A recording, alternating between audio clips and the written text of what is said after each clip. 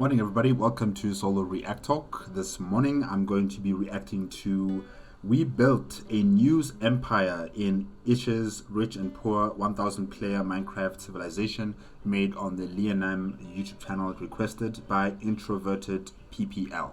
Yes, this is the final video of my double hitter of the Ish's 1,000-player Rich and Poor Civilization experiment.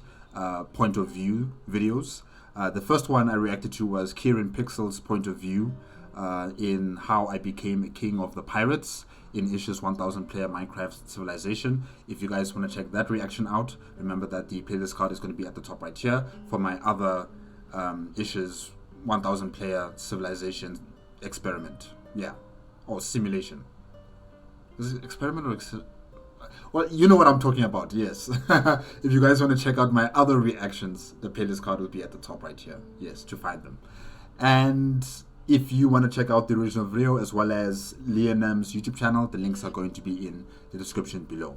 Alright, let's start with "We Built a News Empire in Ish's Rich and Poor 1,000-player Minecraft Civilization." 3, 2, 1, go. I had always been a fan of videos on Minecraft Civ events, but for my first time playing in one, well, I was jumping into the deep end. In the most ambitious social experiment ever conducted in Minecraft, I, alongside 1,000 other players, will be split between two massive islands. And beyond these screenshots we were given ahead of time, we have no idea what awaits us there. Oh, you guys were given screenshots of the islands ahead of time? Oh, alright. I was not informed about this by Ish on his video. All we know is the stakes are high. Not only would we have to survive for 10 real-life days, but unlike regular Minecraft, if we die once, we'd be dead forever. Luckily, we were given a week to prepare in any way we wanted to. Wow, you guys were given screenshots and you were given a week to prepare? I would not have done that. I would not have given you guys any pictures. I would not have given you guys a week to prepare. I would just drop you on the island that you choose. Island 1, okay, drop. Island 2, okay, drop. I'm not going to tell you anything about these islands. But yeah, this is interesting information that I was not privy to. You know, the fact that you guys had a week to prepare and you had screenshots of the islands. Alright. In this week, we formed nations, elected leaders, established laws, and scoured the screenshots for any clue to aid in our survival. And with the combined brainpower of 1,000 people studying these images for every scrap of information they held. I like how the pictures on the left, it just says no trees, no trees, no trees. For 7 days straight, one thing became clear. Half of us are f***ed. True. And guess which half I'm a part of.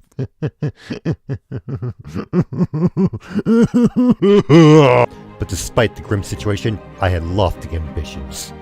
I wanted to be a reporter who was the person who knew what was going on at all times. But my ambitions didn't stop there. I planned to use my extensive knowledge to help resolve misunderstandings and keep the peace by preventing conflict before it even happened. It'd be a tough job. Given that there's been lots of killings lately, we need Goodbye, turn tap. room to be cleared. But luckily, I wouldn't have to work alone. This is Daybreak Media. I remember Daybreak Media. Benji, gave them information about his involvement in the extermination of the Lunglini mafia. And then he died. He killed himself. But before that, he did give the information to Daybreak. Yeah. And I don't know who it was, but he had an issue with another media reporter called...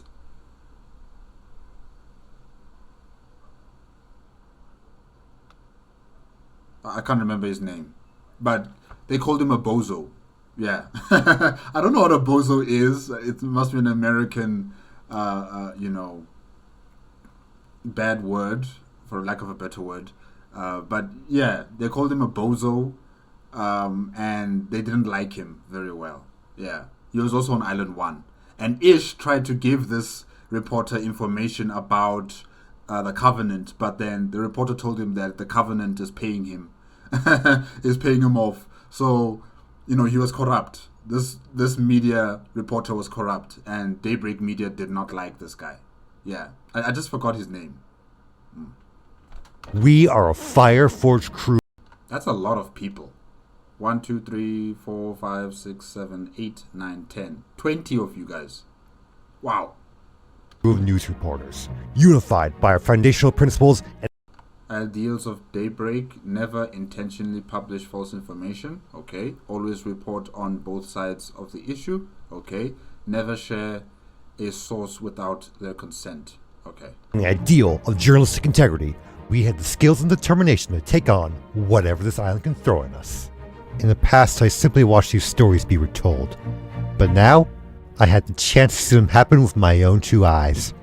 I like how the angels are just floating in the air there with Ish. I know it would be hard, but I was ready to see everything, to document everything, to know everything, every nation, every story. And while our island looked desolate, I know that with my colleagues, we could overcome anything that this event had to... People were worried about the lack of trees in the screenshots. Hey Ish. Just look at him. The God, the creator, with his angels, all of them up there with him. It's so interesting, really. This is very interesting to see. I will say, there is wood. And while I can't necessarily say there are trees, I can say there is a tree. 1 tree. Oh, we're all gonna die, aren't we?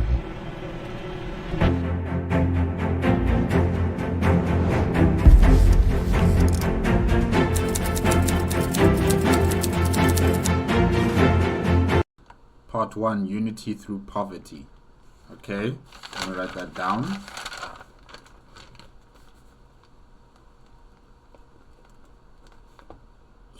Timestamp 6. Okay.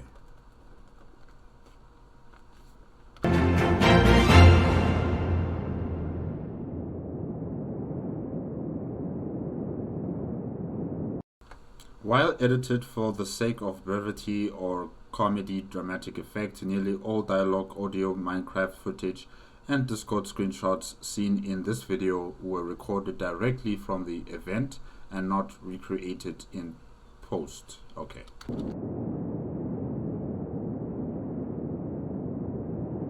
Oh, there's more. This was done to give you the most accurate account of what it felt like being there as it happened. Okay.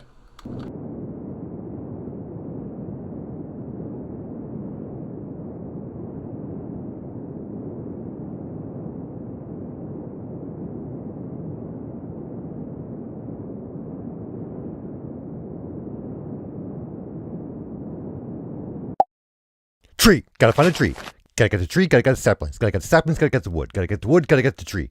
There's only one place to go. Tree, tree, tree, tree, tree, tree, tree, tree, tree, tree, tree, tree. Wait, what if somebody's already found a tree?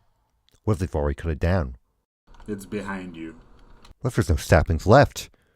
Or even worse, what if somebody has the saplings and are holding them hostage? Oh God, that could start a war. There could be a war on day one.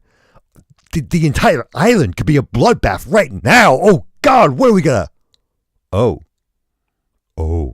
Yep. Oh. Yeah, we'll be fine. Already 999 players on day one. What's going on?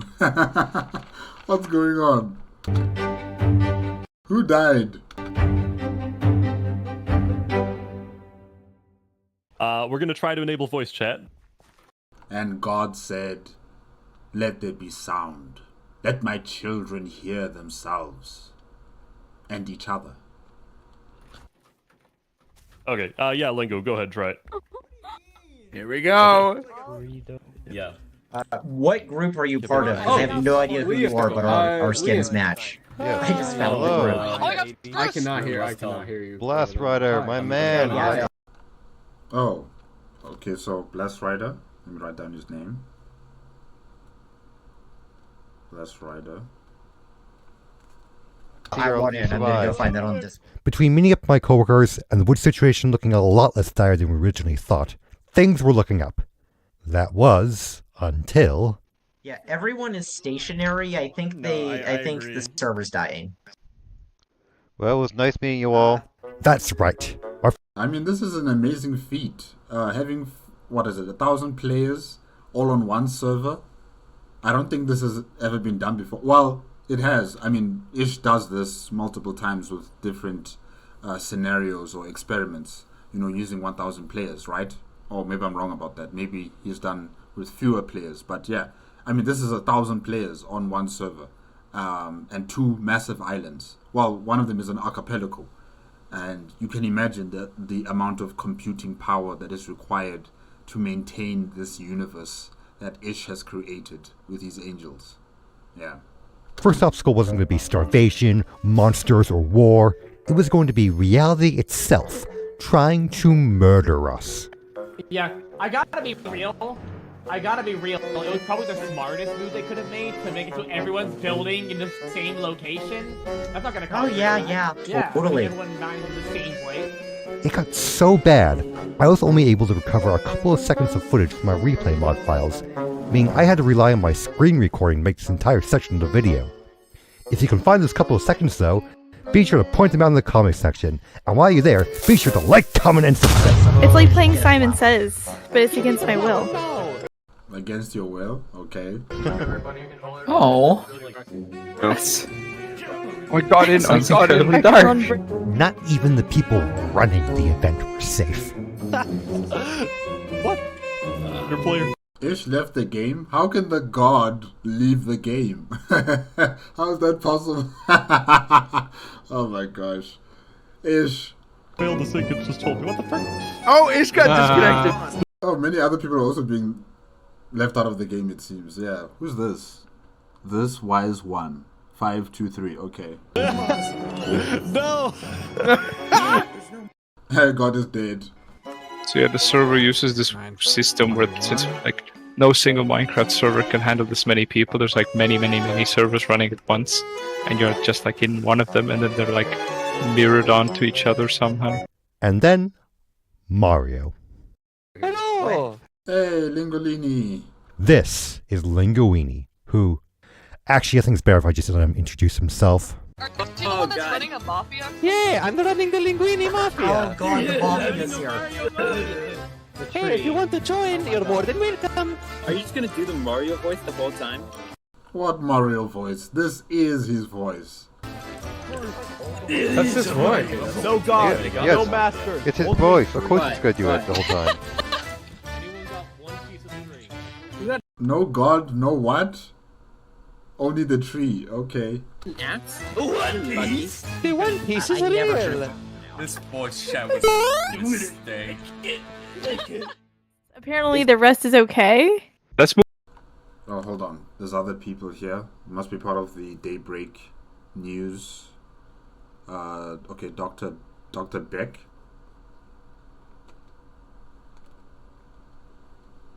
Okay, Lianam, I've already wrote his name down.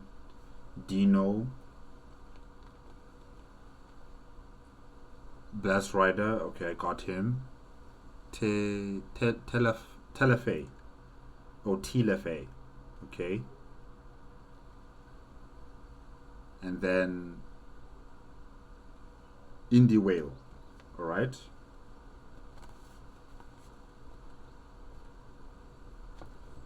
Alright, I think that's it. Wait, I wonder how Island 2 is right now. Well, we're doing great. We're doing so great. Hold up. Oh, you're on Island 2, Indie Whale. Is Island 2 laggy? Nope. We're not lagging at all. Get off the board! You f***ing bastard. Let's all get off the tree island. Go south. Oh, there's a new person. Oh, 2. Okay. Salty survivalist. Alright. Salty survivalist. Jaunty 1. County 1. Okay. Okay, yeah. I think It's full, man. It's full. Does anyone Alright, have so stat we- links? I've got Yeah, one. yeah, I we do. have I've got one. 5. Let's go I got to where one. Elysium says they're going to build their base. out of here. While Daybreak Media was not officially a part of any nation, during the preparation period, our Island 1 branch was offered protection by Elysium, the nation of neutrality. This was an offer we graciously accepted. Yeah, that's interesting that you would choose Elysium to be, you know, your protectors, as Elysium is a neutral state, right? And what if one of your reporters, you know, does something wrong, or he or she antagonizes one of the other nations? How will Elysium respond to a potential incursion on their territory because of the actions of Daybreak Media? You know, can Elysium defend themselves? Will they fight against any aggressor that is targeting the Daybreak Media company? I'm just wondering about that. Because yes, they would protect your rights as a media house, you know, your freedom of speech, your freedom of expression, and the protection of the media, yes. But then when it comes to the other nations on Island 1, how would they respond to a potential altercation with Daybreak? Would they go directly to Elysium, or would they target you as Daybreak? And how would Elysium respond to that? Yeah. Just something I'm thinking about. Hello. Hello there. Are you Elysium? We are Elysium. Humble beginnings. Why did we help them set up an 101 population size. That is a lot of people. Wow, Elysium. early days? We were free to build our HQ within their walls and use our minds. Speaking of which, the Underground offered one last bit of hope to us. We had gotten reports that the players of Island 2 were absolutely drowning in valuable ores. I like how the map is being shown here in this point of view of Lianam, as well as Kirin Pixels. Kirin Pixels and Lianam both are both showing, I should say, the political boundaries of the different nations. Just like Microghost, he did the same thing. He also showed us the political boundaries of the different nations and how big they are and where they are located. And that's what I like to see. That type of detailing when it comes to the maps. Ish didn't really do it. He just showed us the icons, of the different empires or nations, but he didn't really give us the political boundaries of those nations. So, I kind of got mixed up with the Commonwealth, Lunaria, as well as Harbor Bloom. And yeah, I kind of got mixed up with the map on Ish's video, but thankfully, people like Microghost, Lianam, as well as Kirin Pixels, they are showing us the political maps in a far more detailed manner, and I like that. I like that type of detailing. I'm not sure about Saparada. I can't remember if he actually showed us a map on his point of view video. I can't remember. Yeah. So, maybe we'd hit the mother load as well? I got 7 coal from this mine shaft. Brazil. Okay. Hopefully I'm pronouncing your name correctly. Okay. That goes all the way down to bedrock. That's all I got from it. There's bedrock? I thought there was a lava field right under, Island 1. How is there bedrock? Okay, maybe where Elysium is, there's bedrock, because even the water around Elysium is not hot. Like, it doesn't kill you. Yeah. Okay, never mind. Well, maybe someone has some good news. So, Cypher became like the head of military at Nevermore? Son of a bitch. Sidefall. That was Who's Sidefall? a name I knew rather well. We had some history together. It all started at the beginning of the preparation period, immediately after I was accepted into the event. You see, while I knew going into the event... Oh, wait a minute. Sidefold is the guy who Ish was talking to. Yes. And then, Sidefold told Ish that, hey, I'm being paid off by the Covenant. Yes. And this is the guy that the Daybreak people don't like. They don't like Sidefold. Yeah, okay. So Lianam didn't like Sidefold from the very beginning? Huh. I wanted to be a reporter. I also knew that going at it completely alone would be far too dangerous. However, at this point, I hadn't met anyone from Daybreak yet. In fact, I didn't know anybody. All 999 players were complete strangers to me, but I knew how to change that quickly. So I was quick to search for allies with the journalistic integrity I desired. Luckily for me, other players had already formed several news organizations. Yeah, I know about the Streambird. I saw, I should say Kieran Pixels was talking about the Streambird Media House. So they're on Island 2. Streambird is on Island 2. Ish Onion, I don't know about this media organization. Alright. And then Partisan News Network. PNN. Oh gosh. Oh my gosh. Yeah, that's clever. That's clever. Redstone Reporter. Okay. And then Dine News, made by Dino. Okay. And then Sideful News. Reviewing each one that was recruiting on the event's Discord, I settled on Sidefall News, run by, you guessed it, Sidefall. I chose Sidefall News for two reasons. Firstly, in a previous Civ event, he was the leader of a major nation, so I thought he would have the leadership skills necessary to run a successful business. Oh. And secondly, he had a team of employees planning on hosting a nightly talk show that was sure to attract a lot of viewers. I thought for certain that Sidefall News would become the go-to news organization, but I was sorely mistaken. Because shortly after I was hired as one of the reporters, I and my coworkers were ghosted by our boss, left to do nothing. Nothing at all? You guys weren't given directives by your boss? Huh. However, while we stagnated, our competitors were pumping out articles at an impressive rate. So seeing where the work was, my coworkers and I abandoned Sidefall News for a larger news organization, only for it to get even larger and emerge with several other groups to form the massive news conglomerate, Daybreak Media.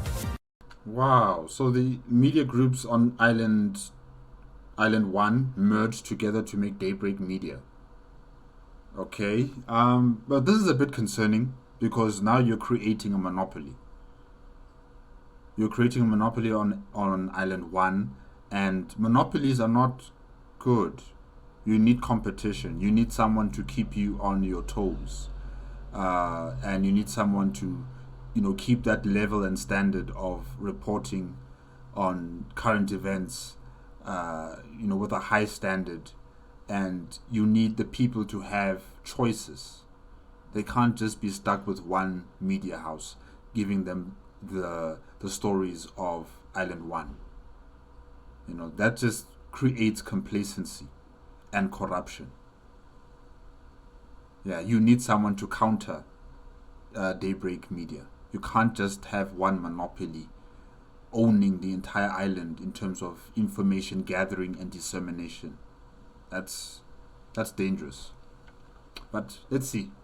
So while we had professionally designed articles, dozens of reporters with matching skins, and Sidefall's old talk show, Sidefall News was left with nothing, something he didn't appreciate in the Sidefall News is so much cooler. slightest. So when the news broke that he was now a military leader, you can guess our reaction. Wait a minute. So he's a military leader and he's a reporter still. Wow. Okay. I'm a little scared. Because it's like as soon as me and Dowden ditched his news corporation, he... Dowden. Okay. Is Dowden still... Is he part of Daybreak? Okay. Went and became a military member? Are you serious? He just knew he didn't have a career in news. We have to get security tight. Okay. Yeah, the ticket I've been came back trying to and they were recruit like, security guards. I can't find any. Nobody wants to punch people. I'm telling you, they're all in armies. Okay. At least the good news is... Why don't you guys hire Al Qadasita pirates or hire a Covenant soldier if you can? You know, yeah. This is the worst news we'll hear all day. The water's killing people. That's true. But I like how this person just dropped in. The water's killing people. What? Icy hot! Death water on Island 1. Between the lag and the desolate landscape, the residents of Island 1 had a tough day, only certain to get tougher once night is enabled. But the hostility of Island 1 seems to be greater than we ever imagined. What's the danger about nightfall in Minecraft? What happens during the night? Eyewitness reports have come in of regular water causing damage to players. Oh, too late. And of course Island 2 is fine. What we know. From what we've been able to gather, this deadly water only happens in certain areas. The large ice tundra appears to have freezing water, and the volcano has scalding water. Freezing water? Oh, okay, I haven't heard of this. Especially from Ish's video, I don't remember him talking about freezing water. The scalding water, yes, but not freezing water. Oh, okay.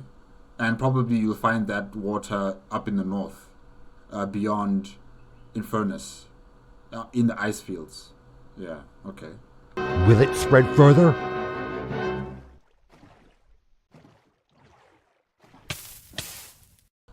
Get out! The water! Yes. So what we should do is just build a giant pillar, say go to the back, right here, to mark where. With day 1 coming to a close, most players were able to kick back and relax for a while. But for us, our work had just begun. You think the volcano's gonna erupt? Get like a camera on I'm the sure Infernus will let us know. Infernus, Yeah. Yeah, I've seen this map on Kieran Pixel's video. And what is Vow? I don't know that nation. And Table as well. Start hearing the screams in the public Discord as they What? We conquered the volcano! Oh my gosh. That'll actually be funny. That'll actually be very funny. While most players saw day 1 as the beginning of the story, Daybreak Me had already been making connections and publishing articles during the preparation period. So by the time we actually set foot on the islands, we'd already developed a strong camaraderie and a solid workflow. Gather information, draft article, group fact-based check, publish article. The key to it all was communication. Within Daybreak, this meant meeting to discuss everything we learned during the day, to both stay informed and to fact-check each other. I'm worried with the death water claims. It doesn't seem the oceans around us are bad. But, Yeah. I don't think the oceans will be affected. At least our coastline is the ocean between us and the nice Yeah. So I think we're safe by our proximity. Naturally, we had to communicate with a lot of people outside of Daybreak as well. Each of us had our own collection of contacts around the server who were willing to answer any questions we had. Oh, wow. You guys have contacts on Island 2 as well. That's interesting. And while most of us only had 3 to 4 contacts each, collectively, as a company of 20 people, our information network surpassed even that of the people running the event. Okay, you guys have contacts on both islands. How about a sharing of information between Island 1 and Island 2's media houses? You know, what was that media house called again? The one on Island 2. Stream something. Streambird. Yes, Streambird and Daybreak. Do they share information about what's happening in Island 1, what's happening in Island 2? Because if that's the case, then the meeting of Island 2 leaders discussing the future of their cooperation or potential war with Island 1, you know, Fuluxion should not have had the type of support he had from his co-conspirators when it came to him trying to convince the leadership of Island 2 that they should prepare to unite their forces, unite their empires into one nation and defend themselves from Island 1 or attack Island 1. You know, Fuluxion should not have had that type of influence. even with the propaganda that was coming from Island 1. Because if the media houses of both islands were in communication with each other, and the correspondents from both islands were also in continuous communication with each other, everybody should have been apprised of the current situations that are happening in Island 1, the current situations that are happening in Island 2, the political standing of Island 1 and Island 2 should also be within the public discourse. And it should be understood that Island 1 has no interest in going to war with Island 2. Island 1 has got various nations. They are not interested in combining in one force and fighting against Island 2 because of their perceived jealousy for the island or something like that. So if there are correspondence and if there is a network of information that's been sent from one island to the next, then Fuluxion should not have had the type of influence and him pushing for this narrative that Island 2 or Island 1 is going to be attacking Island 2. Yeah. But for some reason, Fuluxion still succeeded in convincing others to join him in his cause to replace the leadership structure of Island 2. As for the contacts themselves, both their nature and their origins varied. Some of them were simply one-off tips or people eager to share something cool they did, while others were old friends who also made it into the event. As this was my first event though, I had to build my connections in Midnight Tower Haven. entirely from scratch. My first method was to jump into the event's public Discord calls. I found that I could meet some pretty interesting people that way. As Fleet Master of the Pirate Republic, we like to maintain connections with all sorts of wonderful characters. We have Grandma Gilda, for example. Is it true that she's an actual grandmother? I'm hoping to create a group of traveling people who would help to try to stop conflicts, negotiate, help other people out. I wonder how successful was she in that endeavor, because I've also discussed about this, that I wish she had joined Saparada in being a negotiator, a mediator, an arbiter of disputes. Something akin to the Blue Cross in Island 1.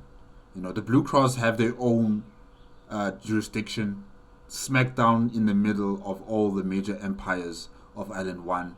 And it is a meeting place, it is a place of discussion and diplomacy. And this is something that I wish Island 2 had. But to me, it seemed as if Saparada was alone in being the mediator, being the arbiter of disputes on Island 2. Because he was called into meetings that involved the leadership of Island 2. He was called into meetings that involved two nations, heading for conflict. And I'm talking about, it was Aperion and Lunamaria. Yes. Those two nations were almost heading for war, but Saparada had to come in there and, stop it before it became worse. So when Grandma Gilda says that she was also creating a group of people that would only, bring peace and negotiation and diplomacy on peace on Island 2, I wonder how successful was she in pushing for that. Yeah. Because even Ish did not show Grandma Gilda and her activities. We were mainly focused on Saparada. But it's also understandable because, he is part of the main storyline of, rich and poor 1,000 player civilization. He's one of the main characters. But yeah, interesting to hear that Gilda also wanted to create something similar to the Blue Cross. Well, I wish you a lot of success, Miss Gilda. It was a pleasure talking to you. The public Discord wasn't the only method of meeting sources though. Sometimes they come to us with a story. This is actually how my first ever article came to be, when we were contacted by a player named Alkaline of Aperion. Lianam, the second elected president of a democratic nation on Island 2 called Aperion. My article was on how he helped write Aperions 8-page constitution. which include a detailed line of succession, instructions for democratic processes, a legislative, executive, and judiciary branch. Wow, oh yes. However, the Aperion judiciary is corrupt. They are corrupt. I remember the Canadian cartel had them in their pockets. Essentially, the judiciary of Aperion gave the Canadian cartel carte blanche to do whatever they want within their nation once. Meaning they could kill people, they could destroy infrastructure, they could cause havoc in Aperion once. They gave them that sort of immunity. I don't know why, I don't even know how is that even possible, but the judiciary of Aperion has been corrupted by the Canadian cartel. They are in their pockets. And it is unfortunate. I think this happened after the death of Alkaline Alk, and after his death, the Aperion kingdom or nation itself was just in utter turmoil, and the degradation of society creeped up into the arms of state. I'm not sure about the legislative arm, I'm not sure about the executive, but in the judiciary, definitely they were corrupted and they were in the pockets of the Canadian cartel. Yeah. And most importantly for us, guaranteed freedom of the press, which made Aperion a natural pick for our Island 2 branch office. I would have chosen the CAS Coalition. I would have chosen Harbor Bloom, because the CAS Coalition, along with the Pirates Republic, are in a union of a anarchist government, meaning anyone that's within their borders are able to do whatever they want, and they protect themselves from foreign incursions as Harbor Bloom. So, you would have had far more protection in the anarchist government compared to a constitutional government of Aperion, because the legislative arm of Aperion could just decide that we're going to change our constitution, where freedom of speech and expression is to be curtailed and to be monitored by the government for national security matters. So I understand that you'd want to have that type of written guarantee that within this country's constitution we will have protection. But what I'm saying is that if you joined the Harbor Bloom Federation of the Pirates Republic and CAS Coalition, you would have been having far more safety, and you would have also had far more freedom to do as you please, because it's an anarchist government. The power is not really held with the leadership of Harbor Bloom, but it is held by the people themselves. So I think it would have been better there. But I guess Aperion, really impressed you guys. Yeah. I'm actually extremely excited to see Daybreak here, because maybe you guys will write some pretty inflammatory stories, but we're gonna have a constitution that will allow you guys to be protected. It is. But like I said, a constitution it's a living, breathing document. It's not stagnant. It's not a holy cow. If the people deem it necessary, they will change the constitution. And all of a sudden, freedom of speech is no longer free. Your freedom of expression is no longer free. It's curtailed. So I get what Alkaline Alk is saying, but there's no guarantee that it's always going to be that way. Kind of convenient to us for Elysium and Aperion being so close together. Yes. That kind of means you guys can just find my branch office super easily.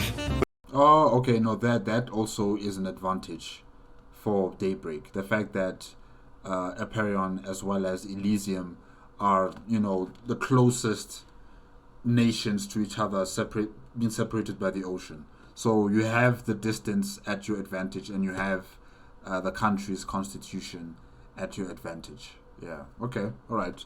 When will your next presidential election be? I'll be on day 3. Will that mean you're holding presidential campaigns the day before? Yeah, that'd be correct. Will you be running for re-election? Absolutely. Well, that sounds like a story worth following up on. It was important for us to keep track of these things. Interview Ninja RDX. Okay, go to Aperion presidential campaign. Talking place before day 3. Okay. Speaking of which, I'd scheduled an interview with one of the people I met at the end of day 1. Hello, I am Ninja RDX. I'm a citizen of the Covenant. Hello. Thanks for meeting with me. Can you tell me how your first day went? We had a pretty rough start. We were all over the place, and a lot of people were trying to find animals to eat. But honestly, I don't think Island 1 has any, so starvation was a big problem. Interviews were our primary source of information. But since any one of our interviewees could be lying or mistaken, we always made sure to fact check everything we learned for the rest of the group. You're welcome. Please tell me I'm the only one hearing that people are starving on Island 1. Dude, there were bread lines in West Helm. Did y'all see the bread lines in West Helm? That's funny. That's a really funny article to do. Did you do it? Did you make that? No, I say we should. That's funny. Bro, I got a picture of it and it's so funny. Communism works. Bread lines in West Helm. Oh, I don't know how is that communism. I mean, the means of production were controlled by private individuals. It was not controlled by the state in West Helm. Or maybe I'm wrong about that, but I think the bread stores or the shops where that were selling food were owned by private individuals. The means of production were controlled by private individuals, not by the state, not by Empress Food. No. So I'm not sure where the communism comes into there. Maybe you can further explain, but okay. So, is West Ham communist? No, they're not. They are a monarchy. They are imperialists, I think. Eventually, we were able to get organized and agreed to meet up close by the, I believe it was the Stalin group. We were in very close proximity to them. That's not communism. I was making fun of Venezuela. Anyways, Wait, do we have Venezuela in our group? No. I heard we have a Stalin group. It wouldn't surprise me if we had a Venezuela. What? Yes, there's a Stalin group on the mountain. Yeah, the Stalin group. I just read about them. The Stalin group. Oh yes, I think I've seen the Stalin nation. If I remember correctly, on Kieran Pixel's political map in his video. They are to the west of Infernus. Yes, they are to the west of Infernus, and to the south of Stalin Group, I think it is Elysium.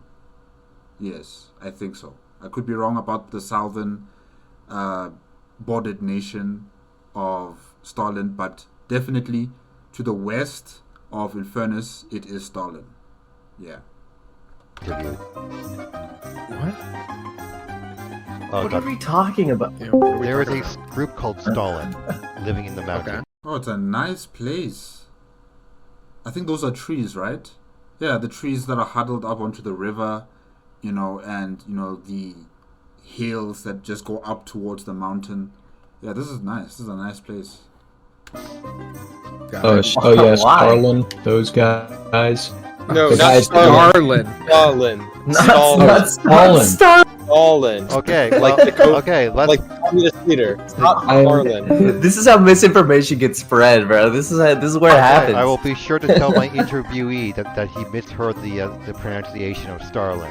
The Covenant is together with Nevermore and Alcaracina in a union called Requiem. Oh, really?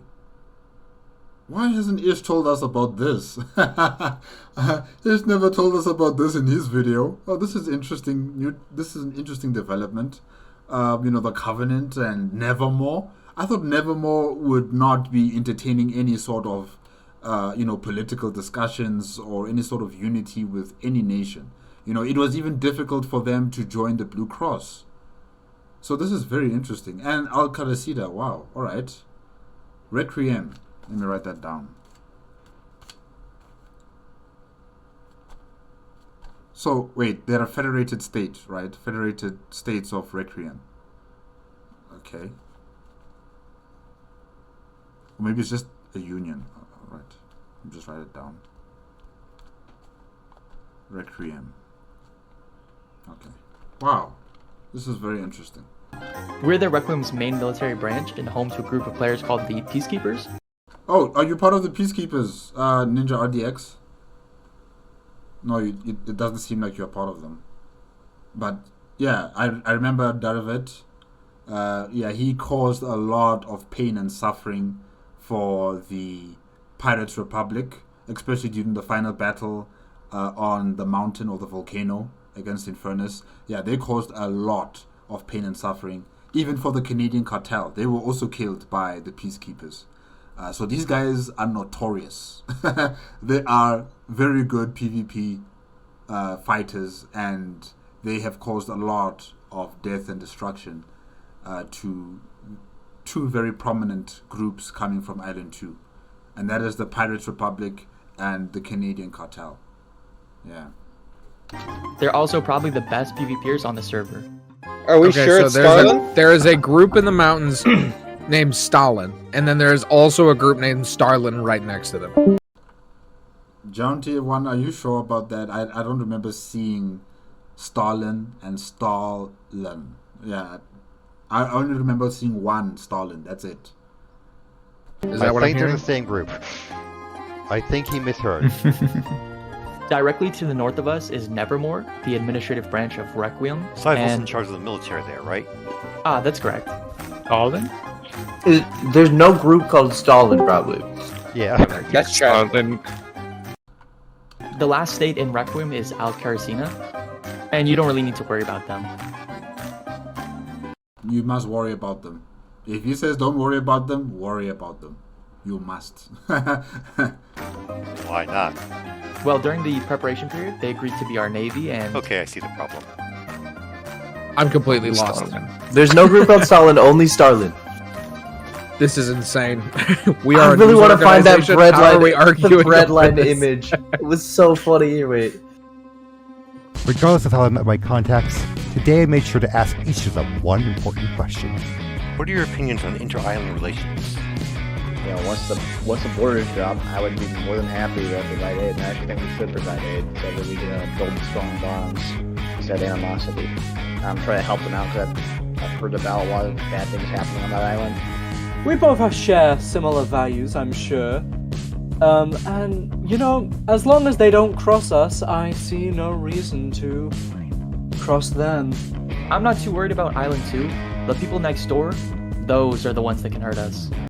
The people next door? Next door to the Covenant?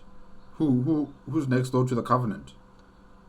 The only nation that is close to the Covenant to the north is Nevermore. How is Nevermore a threat when you guys are part of a union? I don't know who's to the east of the Covenant, I'm not sure. And to the west of the Covenant, it is Al-Qarasida and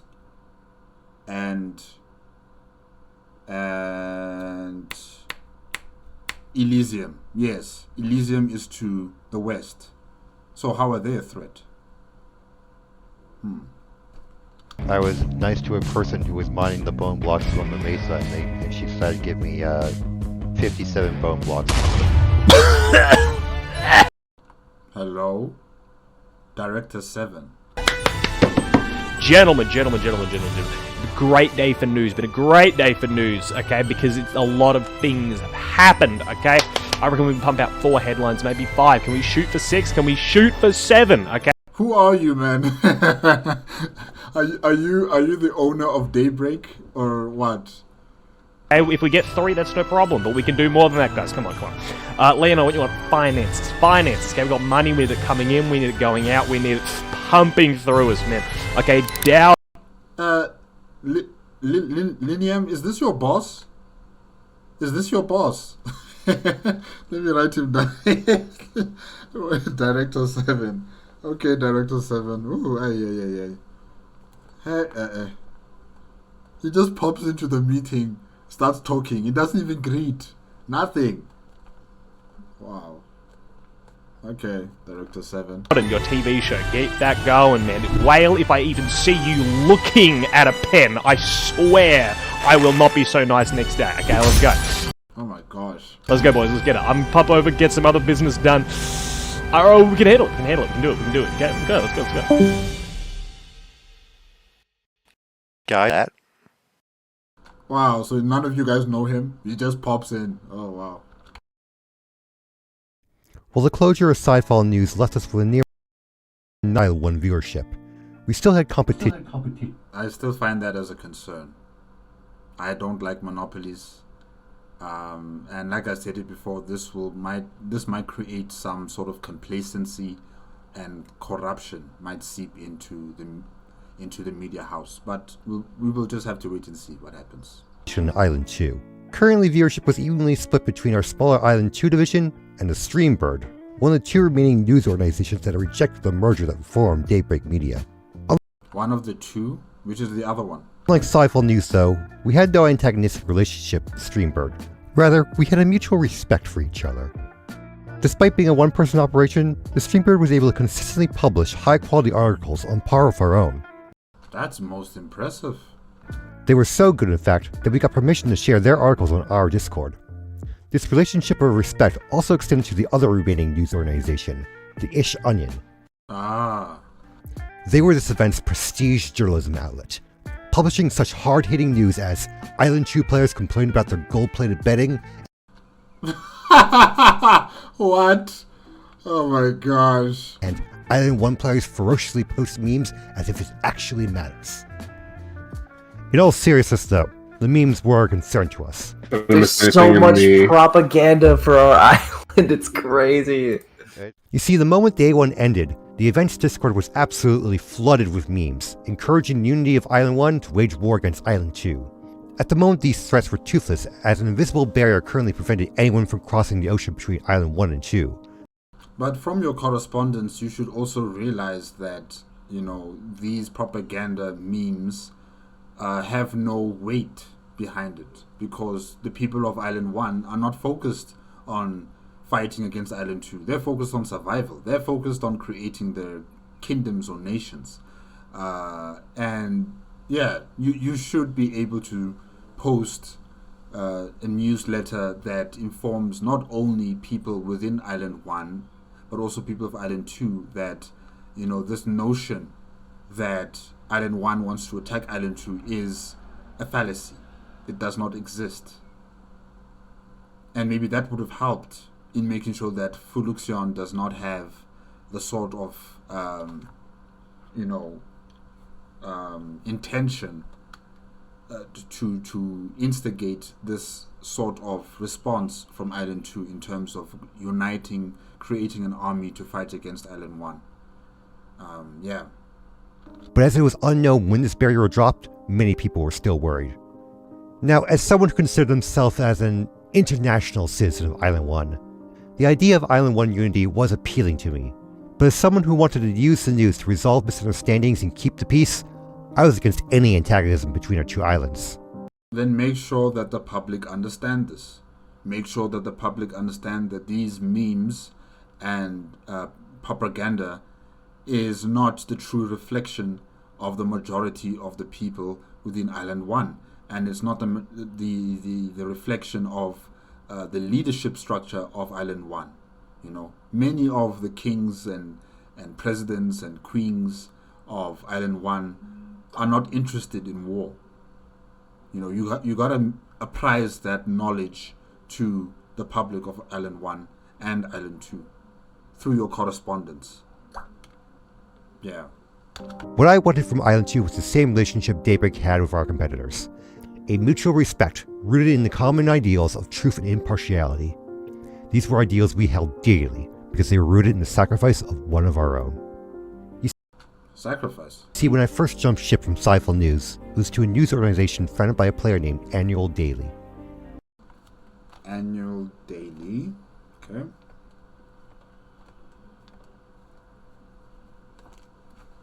Not only was he the one who spearheaded the merger that formed Daybreak Media, but wow, so you're the one who made sure that Daybreak Media would become a monopoly. Wow. he's also the one who set down our foundational principles. Never intentionally publish false information, always report on both sides of the issue, and never share a source without their consent. However, a few days before the merger was finalized, Daily received an anonymous tip that Elysium was planning on seizing the volcano day one. But since another nation, Infernus, had already laid claim to the volcano, this meant that Elysium was planning on taking the volcano by force. How? How are they going to take it by force when Benji, the leader of Elysium, has already stated that his nation is of neutrality, that they would not fight any nation, and that they would not become an antagonist to any nation.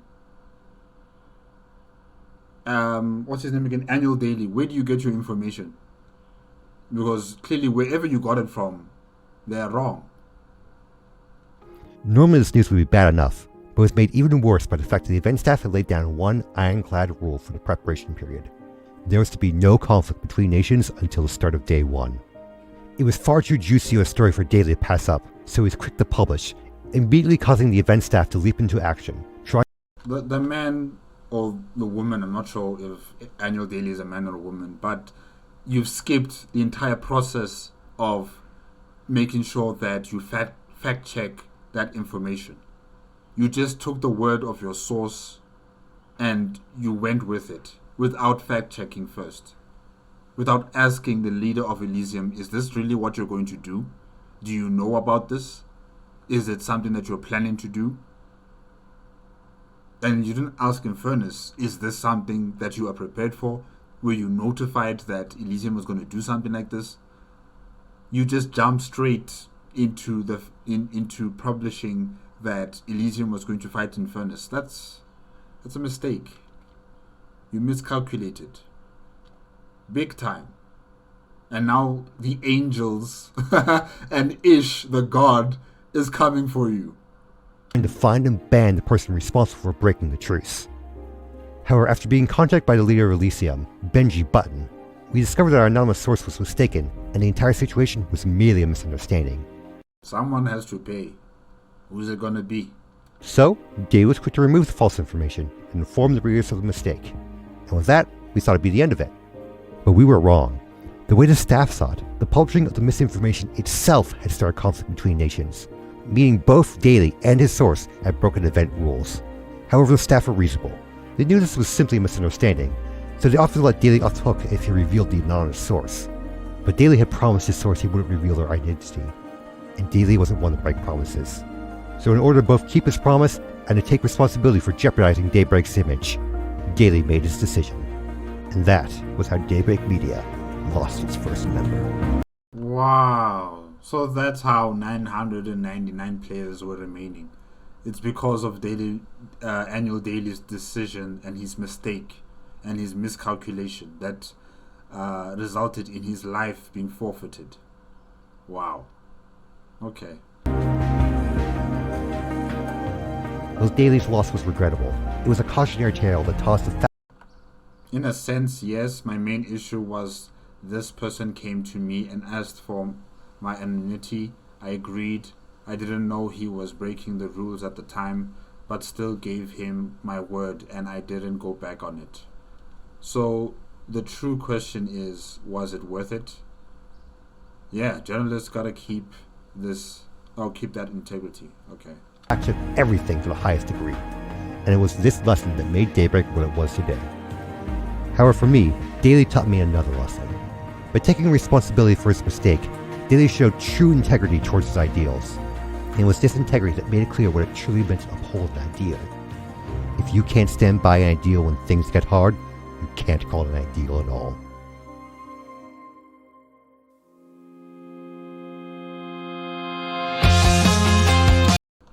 Day 2. Sorry guys, I need to write down the timestamps. Okay. 57, 30. Alright.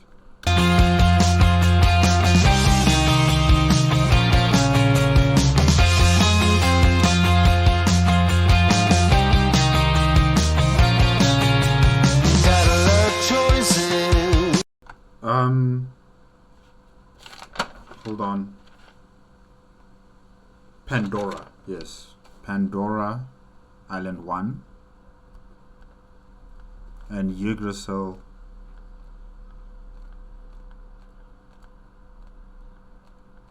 Island 2. Huh? No, sorry. Island 2 is Pandora. Yggdrasil is Island 1, yes. Ooh. Okay.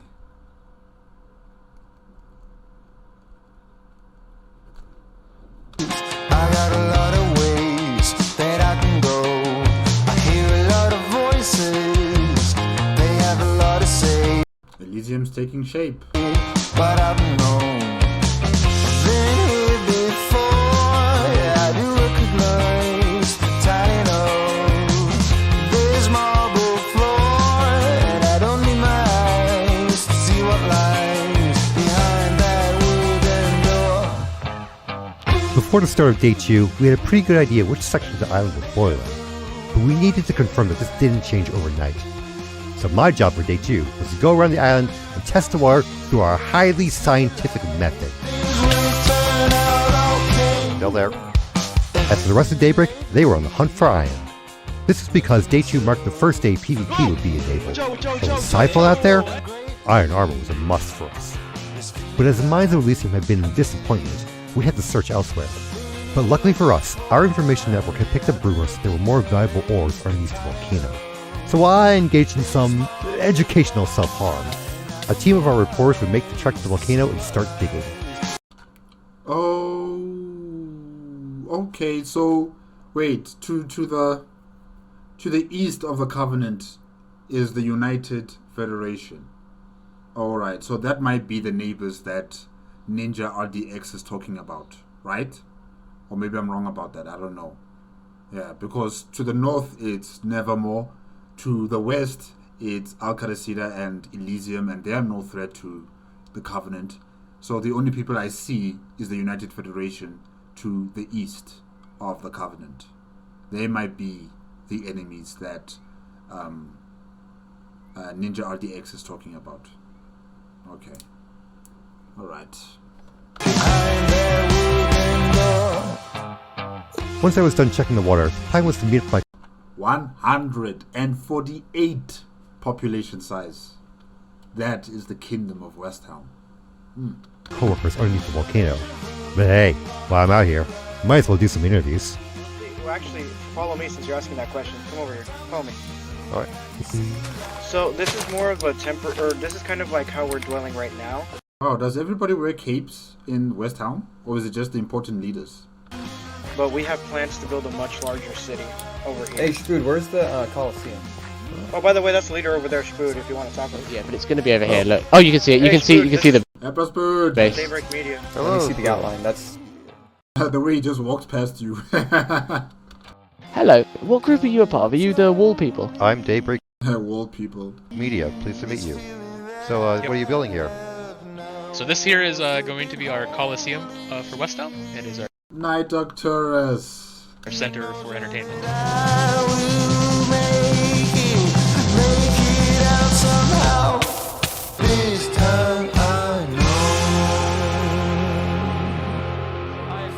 I'm recording this. I can send in a video clip of this. It won't be that bad for him. Yeah, that'll be perfect. So I don't have to like write a essay talking. Hello about there. Hello. Place. Oh wait. Boom! Jade! Hey! We found him! Alright. It's water boiling here. Wait. Oh yeah. Oh wait. He's not wait, was that him? I can't remember. Have we met? Yeah. Wait. We met briefly, but I don't think you would know. But we met you. Because you were kind of a celebrity when we saw you. Oh, why? Why am I famous? You were standing in water. That's why. Yeah, you were standing in water. Oh, yeah, sorry. Sorry, guys, I just had a call. Let me see if I can just go back a bit. Yeah, I think this would be fine. Let's continue. Hey, but I don't think you would know. But we met you. Because you were kind of a celebrity when we saw you. Oh, why? Why am I famous? You were standing in water. That's why. Yeah, you were standing in water. Yes, it was sorry. awesome. Yes. Oh, because he was testing out the water. Okay, yeah, all right. I don't know how is he a celebrity from that, but okay. Oh, that's well, pleasure. I can meet you. Is the water still boiling? I'm gonna test I'll go it find out. Come on, guys. No, don't. Come on, it'll be fun. Hold on.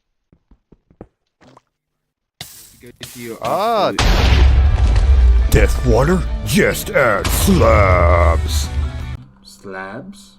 What's that? Panic and paranoia spread across Island 1 today as scalding water continues to wreak havoc, even penetrating the woody protection of boats. However, a countermeasure was discovered. Slabs! That's right. Just add one of these slabby boys to your resident bodies of blue death, and you'll be right as rain. So it covers the scalding water if you put the slabs on top of it, and then the water that's above the slabs is cool because the slabs are preventing the heat from affecting the water. Okay, maybe I got it right. If I don't, guys, correct me in the comment section. Okay, interesting. Assuming Ish doesn't add acid rain, please don't. This offer apologizes in advance for misgenerating any slabs with female or non-binary genders.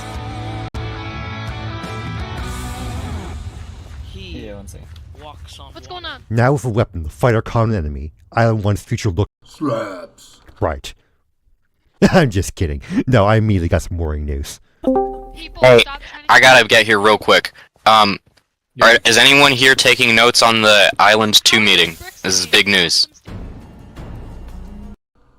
Oh, wow. Valley of Wheat. Oh, yeah, and I've heard of this nation. Oh, wow. So Valley of Wheat...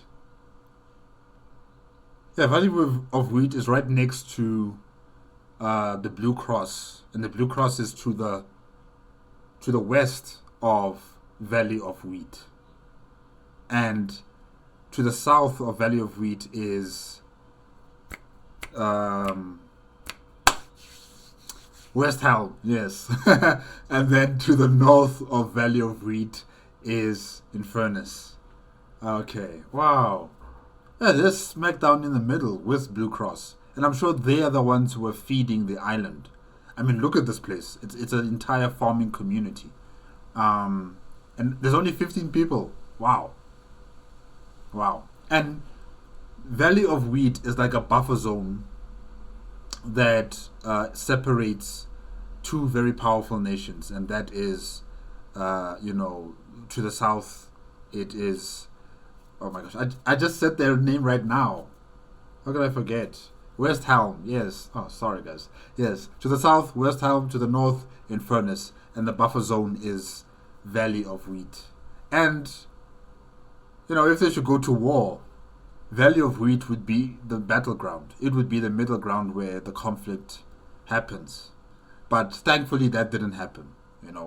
Towards the end of day 10, everybody was heading towards the volcano. So Valley of Wheat was spared the conflict, I think. I don't know. I'm not entirely sure. But I think they were spared the conflict. And yeah, it's a beautiful place. It's very nice. Okay, we got some breaking news. Right now there's a massive meeting between all the major Island 2 nations. Island 2 thinks we're going to unite and invade them. International Charity Organization. Blue Cross. Population 45. Wow. They think, we think, oh, those Island Chewers have it so good, let's all go and take their stuff. So they're talking about uniting first. We're talking military alliance, massive political merger. From right here, not everyone's on board, not everyone's against it either. Got it. What? Legally. So wait, why are you up here anyway? Are you like part of Infernus? They are in a defensive pact and economic pact with Infernus. Kind of. They give us protection while we mine for them. So it's kind of like a mutual friendship kind of deal. Okay, cool.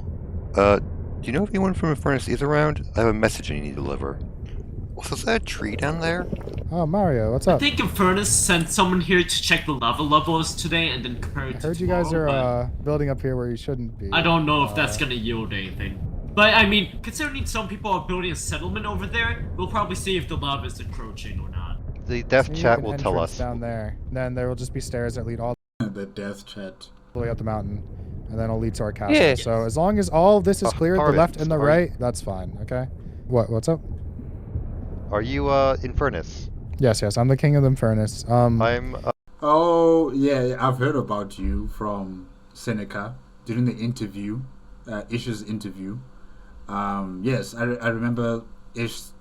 Was it Ish talking about it, or was it someone else in the interview who said that Seneca had a partner, the King of Infernus. The King of Infernus was the more militaristic one, while the Queen was the one who was far more diplomatic and peaceful.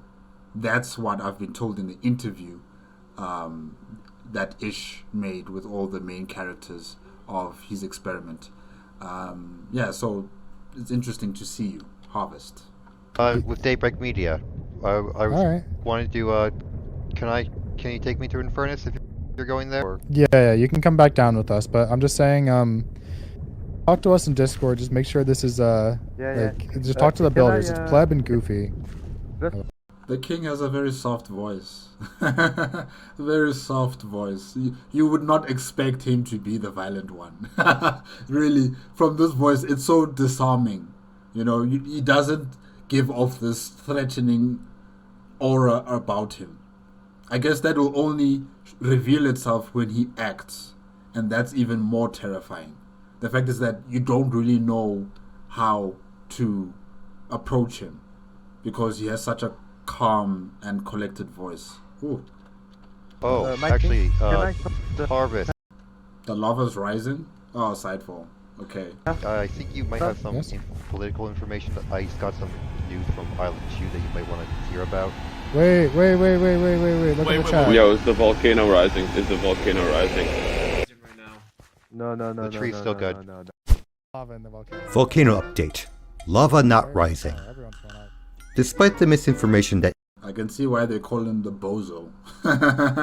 Why they call Sidefall the bozo. individuals falling to the side may claim, the lava levels in the volcano have not risen. This can be proven by the brave tree planted in the middle of the lava. In the time it took for someone to bridge across, plant the tree, and leave, the dirt block the tree was planted on remains 1 block above the lava. Yeah, I can bring you to the queen and our head lord. Hello. Hello. If we could have you over here. So yeah, sorry, I came here because... Hello, Seneca, Queen Seneca. There were reports of a possible iron mine. Is that true? Is there iron here? Is there, Ezra? We have yet to figure that out. Why are you asking Infernus when you should be asking Lingolini, since his mafia are the ones mining in the volcano? It's not the Infernus nation. They are not mining. Okay, I also have 2 useful pieces of information. I will demonstrate information 1 down here. Oh, I did forget to tell you guys. It's so funny how the Minecraft, players, the way they just going down the volcano. It's so cute and funny all at the same time. Yeah, very interesting. I think I need to play this game. Apparently, the water doesn't burn you if it's on a slab. Oh, that was a piece of information. Thank you. The slabs, yes. I was about to do a whole Bill Nye the Science Guy demonstration. Come on, man! You ruined all the fun. I'm gonna go burn myself in desperation. No. Okay, right. That's a good job. I told all of you. You were saying, sorry. I know that was a little bit. Apparently what's going on is Island 2 is afraid that we are all going to unite, and they are afraid that we hate it here and we want to go there. Oh.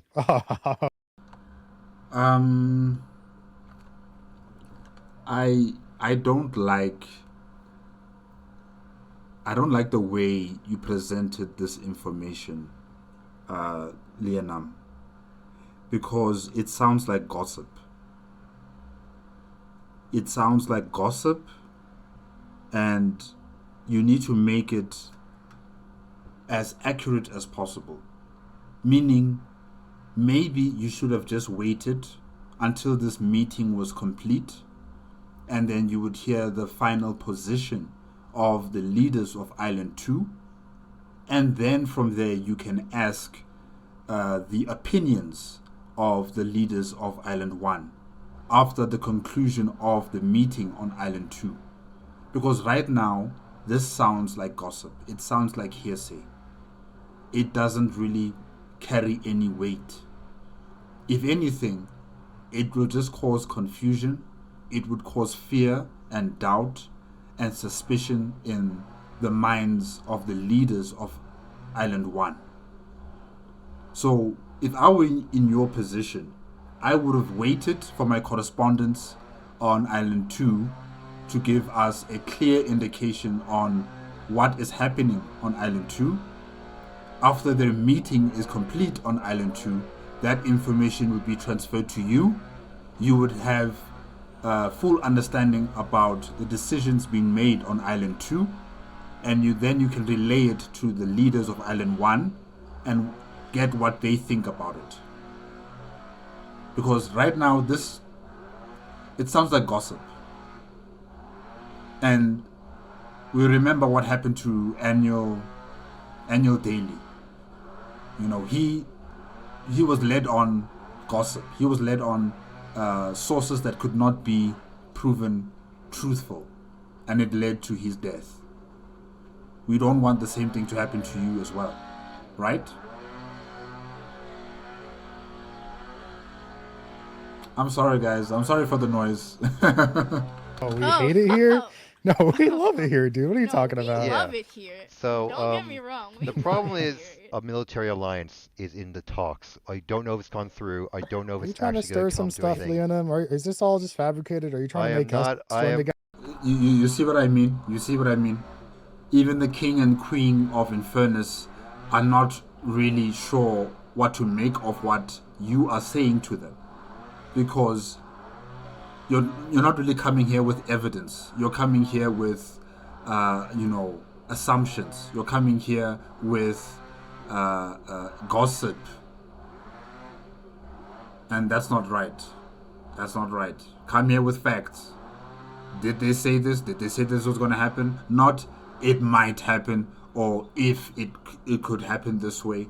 We don't want that. We don't want ifs and buts. No, we want accurate information. Yeah. Okay, I am telling you, I am the messenger here. I am just telling you what I heard from my boss. I will take full responsibility and boil myself alive if well, actually no, I won't take it. I will boil my boss alive if he lied to me. I'm just the messenger.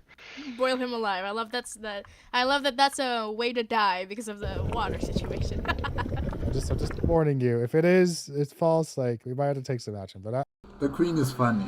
Seneka's really funny. I doubt it. I seem like a nice person. No, I understand. I understand. You understand it, messenger. You know, it's not. You're just here to deliver the message. Do you want a couple of bone blocks as a show of good faith? Yes. Yeah. Yes, of course. Sure. Always. Appreciate it. All right. I hope you enjoyed my bone. That came out totally wrong. I'm sorry. Okay.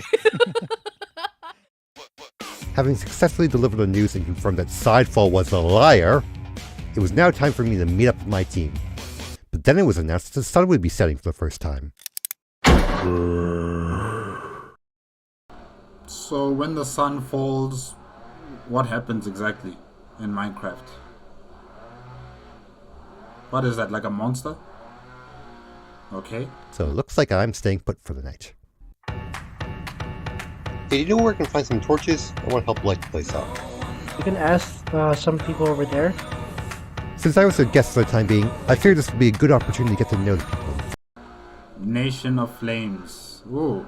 Kingdom of Infernus. Population only 45 people. Wow. Alright. Then leaders Seneca and Harvest. Okay. But 45 people. I thought there were more people who are part of Infernus. But maybe that happens on a later date because of the dissolution of the Covenant, the dissolution of the Commonwealth, and also the adding of Fuluxion. Yeah. Then their population does rise up to at least maybe 100 and something people, right? Yeah. But I guess in the beginning it was still just 45 people. Interesting. Furnace. Anybody need torches? I got like this. How low is too low? Excuse me. Hello, we're just passing through. We're looking for Red Lobster. Anybody know where Red Lobster is? Okay, you guys put the Red Lobster in a game that doesn't have lobsters? Infernus Seafood Restaurant. Lobster population 0. Okay, so this is the settlement of Infernus before they moved over to the castle in the volcano. Okay, alright.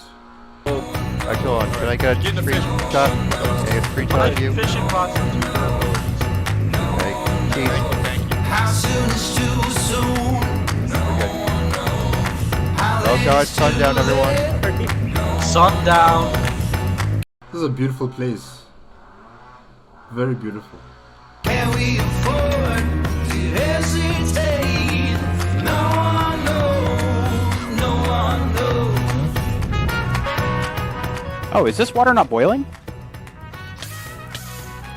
Okay. Sorry, that kind of mean. I learned that they had big plans for what they wanted to build in the volcano, and they did not want anyone getting in the way of it.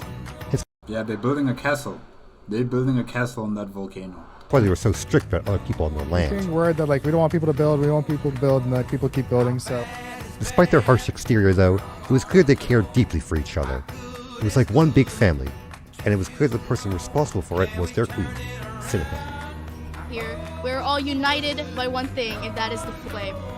She was a bit of an eccentric, but it was undeniable that she brought people together and warmed their hearts.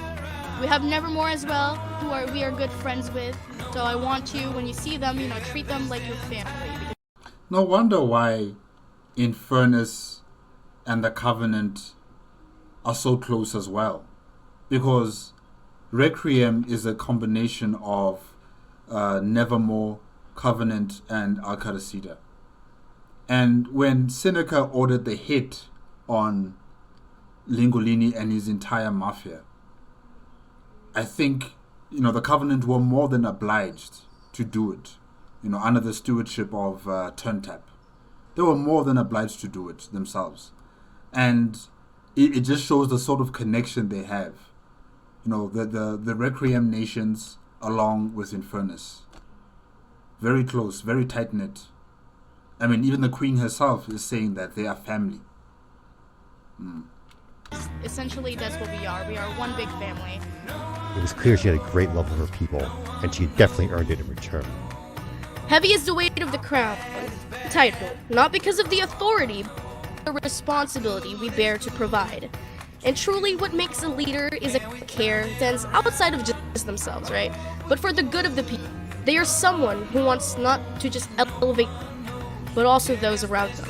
And as the sun rises, I just want to say we appreciate all of you guys, and we want you to be seen, okay? The fire is not shy, it shows itself. It makes its presence known, and we want to celebrate those who have made their presence known. Nice. By doing great things. Good job, everybody, for a fruitful day 2, and may the flame bless all of you. May the fire inside of you burn brighter than your fear. Amen. Nice speech. Overall, they were a fun group of people, and I had a blast spending the night with them.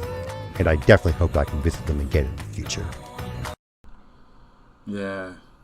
In the future, none will be left. All of them will die. Sad. It's really sad. Oh, you're taking a picture? Okay. Ah, hurry up! Jeez.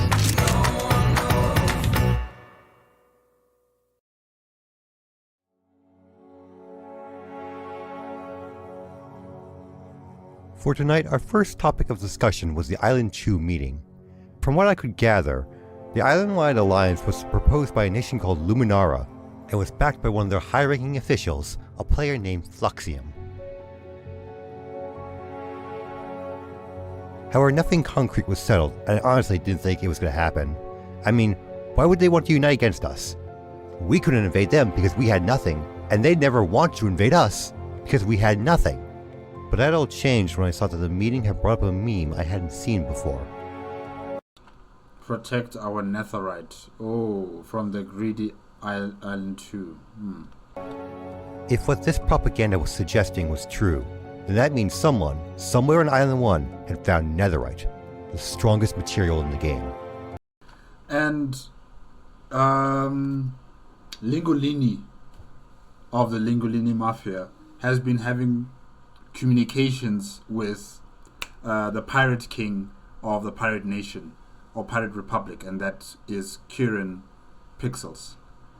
He's been giving him information about the discovery of netherite on Island 1. And if that is possible, or if that has happened, in terms of that information being given over to Island 2's nation, one of the most powerful nations, the pirate king of the pirate republic, that means this information can also be spread to other people on Island 1, because this was supposed to be a secret. This was supposed to be a secret between Infernus and Lingolini, but Lingolini opened his mouth to the pirate king. And who's to say he didn't open his mouth to other people? Who's to say his people have not been talking to other people on Island 1 about the discovery of netherite? So there might be someone or a group of people who are pushing propaganda related to netherite. Yeah. And if we had netherite and they didn't, then we wouldn't have nothing anymore. We'd have something they'd want. With the stakes so much higher, our team decided to re-examine the propaganda. What if these weren't just random memes? What if they were a tool to intentionally seed division between the two islands? But who could be the mastermind? Sci-Fi maybe? He certainly demonstrated that he was willing to use disinformation. But we couldn't rule out the possibility that we were being paranoid. There very well could be no mastermind, and these memes could just be that. Memes. The only way to know for certain would be to look at the data. But to get that data, we'd have to painstakingly scroll through hundreds of posts to note down who had been posting what memes, what kind of memes they were, and what nation they were a part of. From there, we'd have to analyze the data and determine if there was any pattern that could point to a mastermind. It could be a massive undertaking that could take hours of effort from multiple people, but it was the only way to know for sure. But luckily for us, our mastermind didn't cover their tracks. Almost immediately, we found that the original poster of nearly all the memes was one person, a citizen from the Covenant named Best Dog Shadow. Uh-huh. Found you.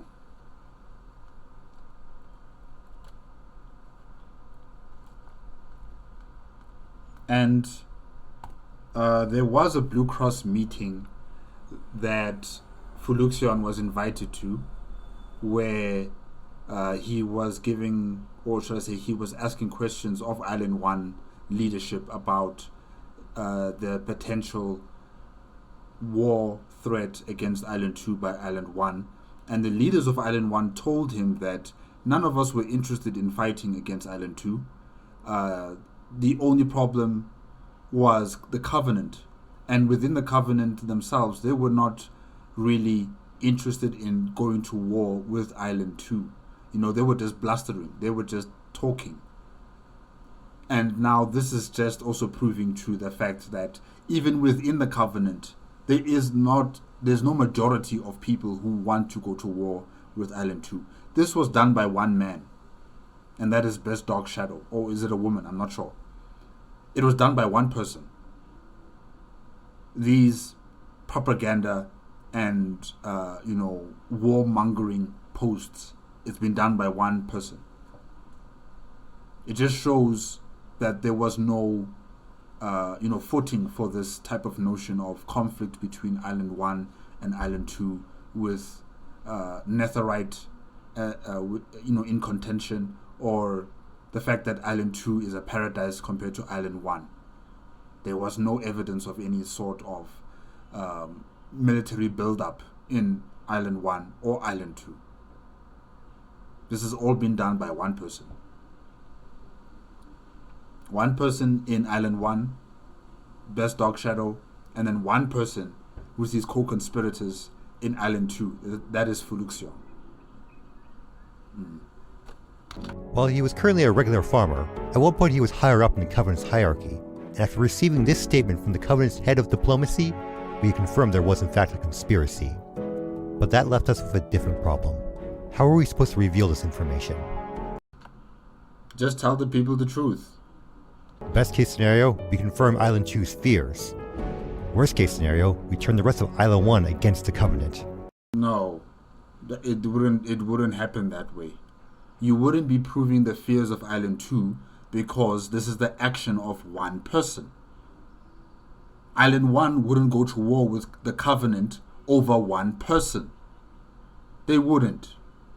They wouldn't fight against the Covenant simply because of one person who's a disgruntled employee or member of the Covenant government who's been kicked out and is making propaganda posts about a war, about uniting against Island 2. They wouldn't go to war over that.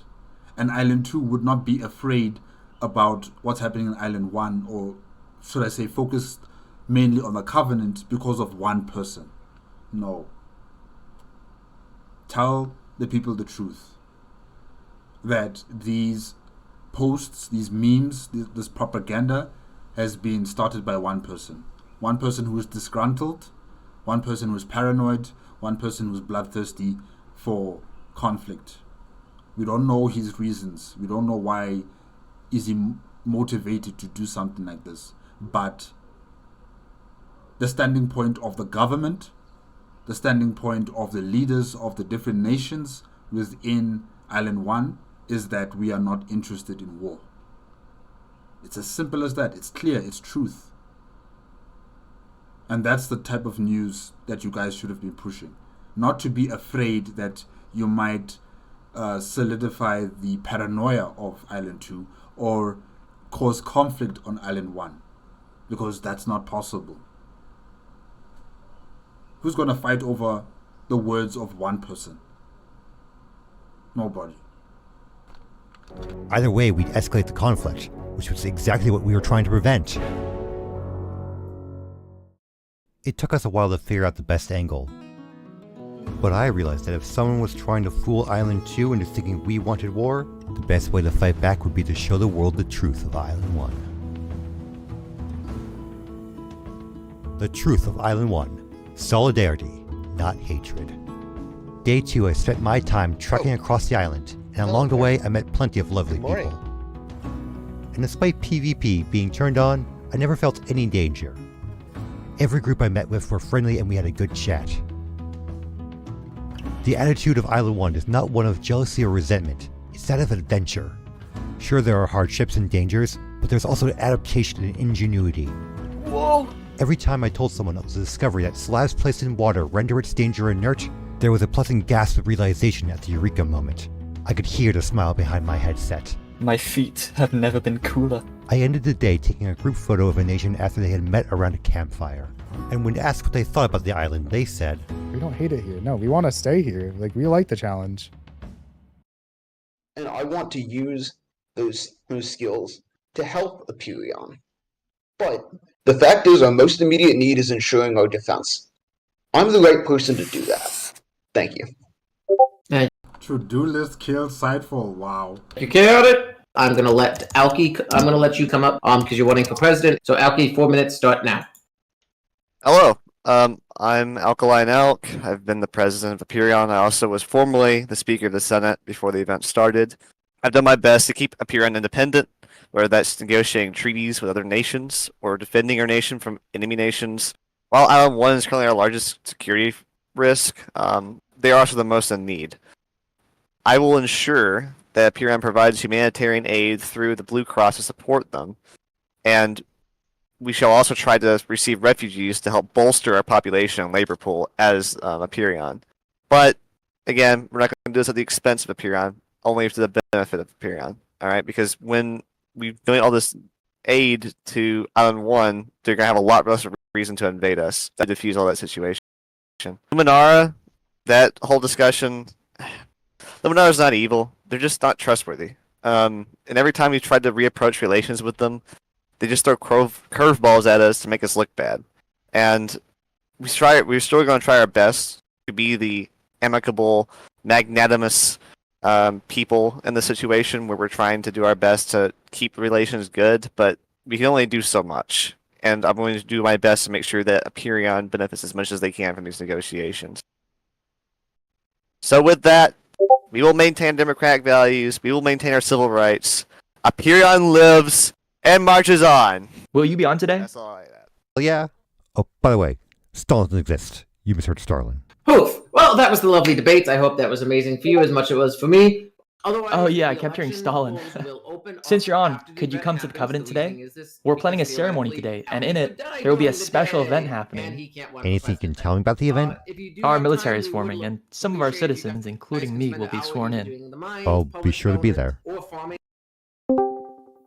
McFlurry for McDonald's. They seem so neutral. I feel like, as I said, we just dig for a few minutes. There might be a reason that they're locking it off. They might have found a netherite deposit. Is my worry.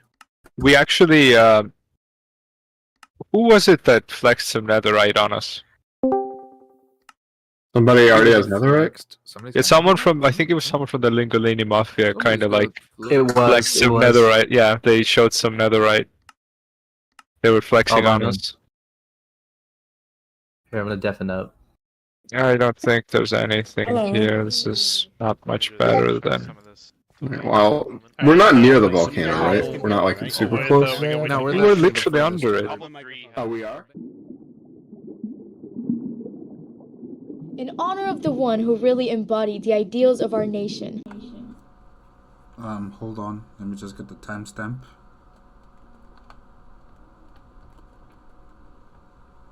Okay. I'd like to announce the promotion of our new third in command, your new royal regent. Can we get some freaking cheers for Sir Ezrin? Over here. Congratulations. I love you as well. I love the people of Infernus. Come here, small speech, let's go, you got this. Me on the spot? Oh god. We've gone A the mere first 30 2 minutes days. before the start of day 3, Infernus had made an announcement to the world. The grounds beneath the volcano were off limits to outsiders, and everyone already down there would need to leave ASAP. This combined with the fact that the Mafia were mining for Infernus, and we had saw some of the Mafia with netherite. Unknowingly, Infernus basically proved our suspicions that there was netherite underneath the volcano. However, as we didn't manage to get any screenshots or any other hard evidence, we couldn't justify an article, especially considering how volatile Island 1 politics were at the moment. And while it would be nice to stick around to investigate the issue further, I'd already promised to meet Ninja RDX, so I said my goodbyes and set off to make good on his invitation to the Covenant. As it was the same nation that Best Dog Shadow was from, this invitation will allow me to investigate the conspiracy without raising any suspicion. However, 2 things of note happened on my way there. First, Cypher lied about the lava rising again. Annoying, but not concerning. Secondly, it came to our attention that someone had been spreading rumors that someone was planning on attacking West Elm, the largest nation on Island 1. Now, while we couldn't find any evidence to back these rumors up, the fact that someone was spreading these rumors was itself concerning. At first I thought this was just another misinformation ploy by the Covenant, but that didn't quite add up. All the propaganda up until this point had been trying to unite Island 1, not having waged war against itself. And that wasn't the only thing I found strange.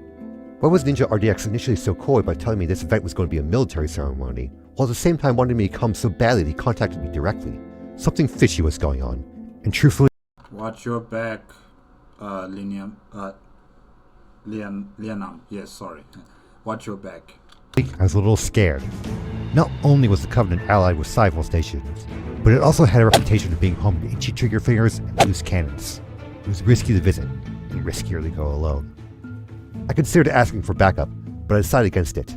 Today marked the Blue Cross's first International Island 1 Summit, where the nations of Island 1 would soon meet to discuss the Island 2 situation.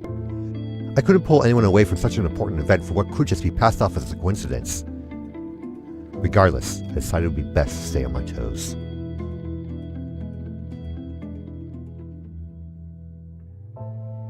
Hello, is this the Covenant?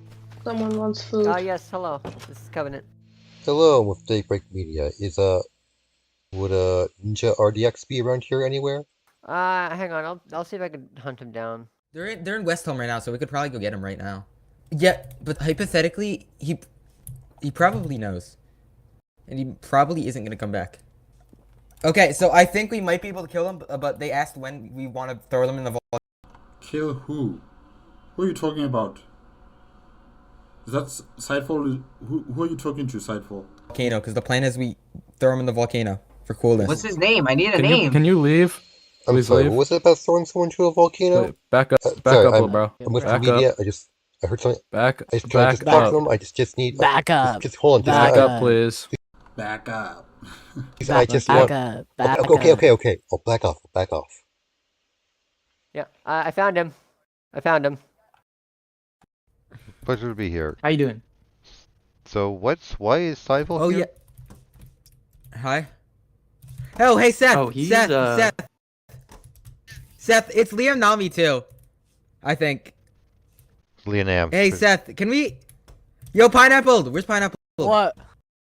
Hey, look who it is! Yo! Yo, you should take off your armor. What is going on here? What is going on here?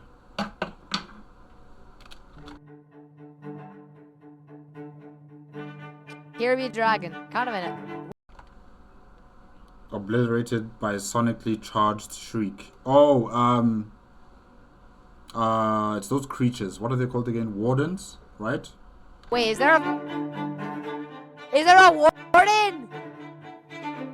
Yeah, West Helm is gonna deal with it. Yo. Did you guys just see the death message? That's kind of scary. Okay. That's really scary. That means someone got killed by a warden, right? There's a giant, scary sonic death monster somewhere around the island right now. Yeah. Hey guys. As much as this is also interesting to hear about, but I'm still trying to understand what Sidefall was doing at the Covenant and what was he discussing with the Covenant, people exactly. I'm not entirely sure. Lianam was trying to get information, but he was pushed back. I know that Sidefall is the security officer of Nevermore, and Nevermore is in a union with Covenant and Al-Qadasida. So I guess it's not really suspicious that Sidefall would be discussing with a fellow union member, and that is, the Covenant. But what are they talking about when he was saying, killing and throwing him into the lava or something like that? What's that about? Who do they want to kill? Perhaps pull back behind Elysium's walls for a minute. If you aren't anywhere near Elysium, find somewhere to hide, because I don't know. Alright, I know some people in Covenant. I'll go there right now and meet up with Lena. Okay, thanks. Really used to back up. Okay, you guys remember that West Helm invasion rumor? Yeah, Cypher might be involved. I heard him talking about West Helm and throwing someone into a volcano. Some weird things going on. He's been harassed by my contact for some reason. I don't know what that's about, but Salty, that helps really appreciate it. Just be careful. We don't know what Cypher can do. The ceremony is starting soon. Meet with me when you can, Salty. I'll tail Cypher until you do. See if we gain more information out of him. Hey man, listen. Worst case scenario, if he doesn't come back, good. He won't be here to kill us. So it's like, hey, Turn Tab. Hey. Turn Tap. Oh yeah, we should probably let Turn Tap know. There's a small group of traitors, and they're planning to kill you, and we're gonna throw them in the volcano. You changed the thing though. First it was me, now it's him. Which one are they killing? No, they said they don't like the Covenant leadership. They're also in West Helm trying to get help. So unless West Helm contacts you, West Helm's probably trying to kill you too. So who is it? Wait. So, you're supposed to meet me here. we welcome our new military constable, Triple Lion. Oh, no. Oh, next up, Beacon. You know what happened? Everyone shut up. Can anyone tell me what happened to Salty? Last I heard, he was heading to the Covenant. Yeah, I know that. He said he was coming here to meet me at... Oh god, Sidefall's in the Covenant. Wait a minute, is Sidefall dead? I didn't see the message. The message on the, the information message to inform everybody that someone has died or someone has done something. I didn't see it, but... Okay, wait, let me go back just to confirm. Because why would Lianam talk this way? Yes, there it is. Salty survivalist was skewered by a falling stalactite. Ah, alright. So was this a trap? Was he put into a trap of some sort and then he was killed? Or is it just by natural occurrence? We welcome our new military constable, Triple Lion. Oh, no. Oh, next up, Beacon. You know what happened? Everyone shut up. Can anyone tell me what happened to Salty? Last I heard, he was heading to the Covenant. Yeah, I know that. He said he was coming here to meet me at... Oh god, Seifel's in the Covenant. I'm in the Covenant. If Seifel has something to do with Sully's death, I might be next. This is perfect I'm talking about Seifel to kill him. Salty. Did you say Salty?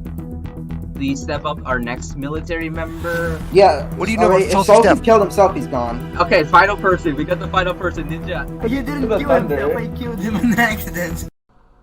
I killed him on accident, but that's not Sightful. Who is that? Another reason that I called it the ceremony is because I like to speak on a pretty bad topic, you could say. It's on like a certain person. Come on, Colin, where is he? Where is he? Where is he? Has been going around to different nations, and they've been spreading some slander about us, about how we're gonna be attacking those nations. Hey, hold on, is that Ninja? What is Ninja Not doing? very good slanders, you could say. What you heard about me is true. I spread those rumors. Ninja? You spread the rumors? I thought it was Best Dog Show. Hey, what? With the current structure of our leadership, Requiem is doomed to fail. Execute him! The Peacekeepers, You're our own special tripping! forces, have been... I don't get it. Wait, which rumors were you spreading? The ones where that Island 1 was going to unite against Island 2? Okay. Oh my gosh, he's dead. Yeah!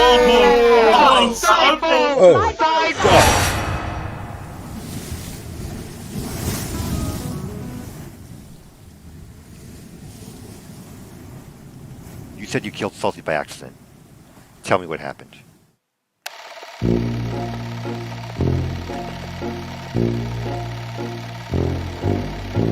Turns out the Covenant's reputation was spot on.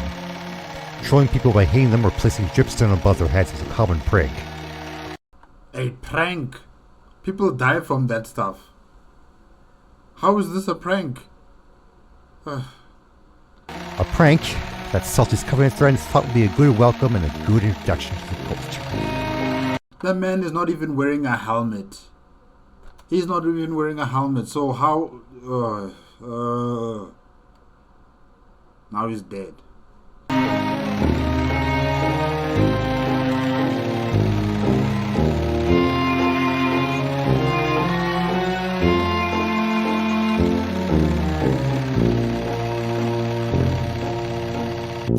In their defense, they just wanted to almost kill him. How is that a defense? How is almost killing a joke?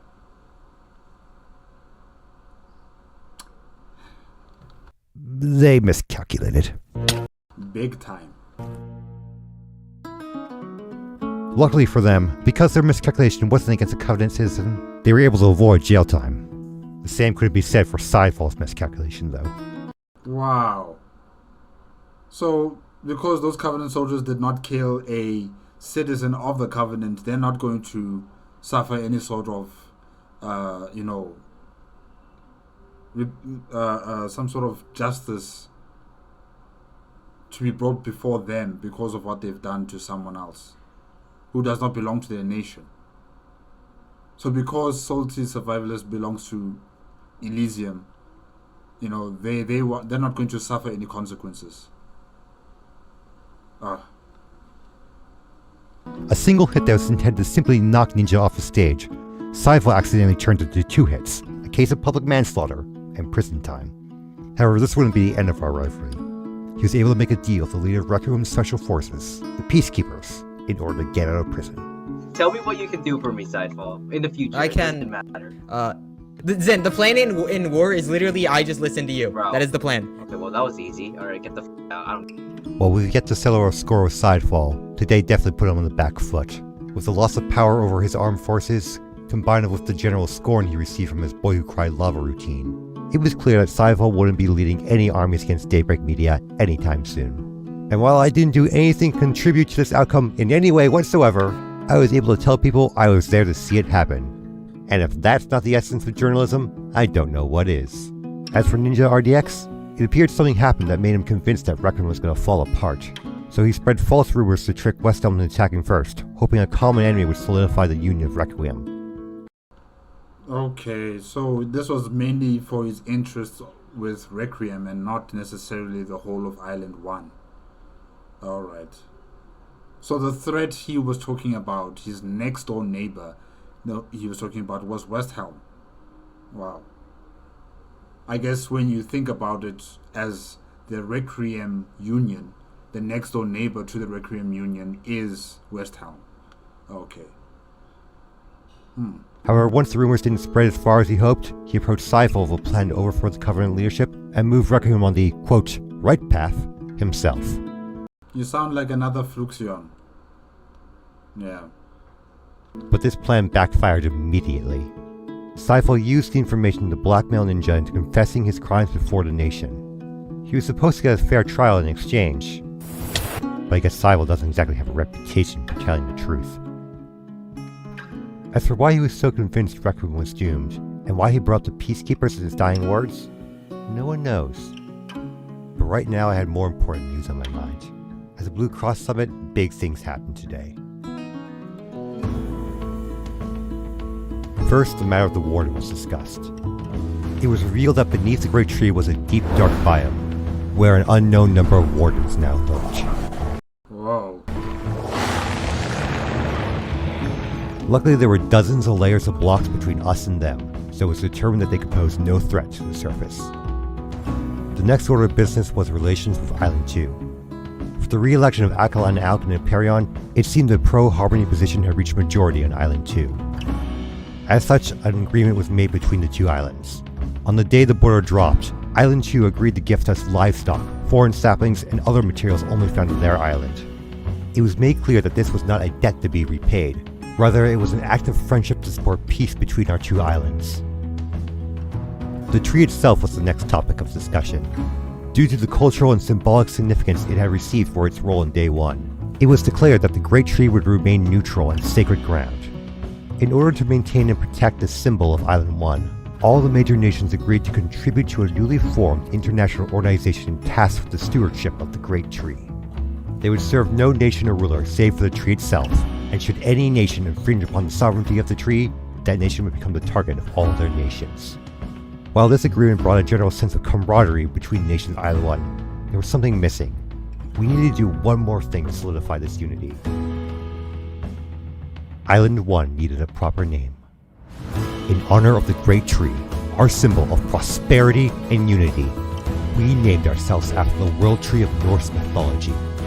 That's right, we would no longer be Island 1 and Island 2, we would be Yggdrasil and Island 2. Yggdrasil, not Yggdrasil. Yeah, that's my mistake. I pronounced it wrong. Okay, Yggdrasil. Alright. It really seemed that my dream of a culturally unified my dream of a culturally unified Yggdrasil living in harmony with Island 2 had finally become a reality. And it was funny. From this day forward, no one seemed to discuss the propaganda.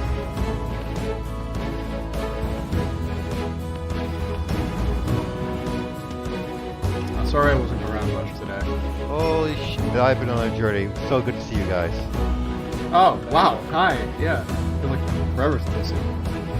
I like to call it a perfect ending to a day. But there was one last matter Daybreak Media had to attend to.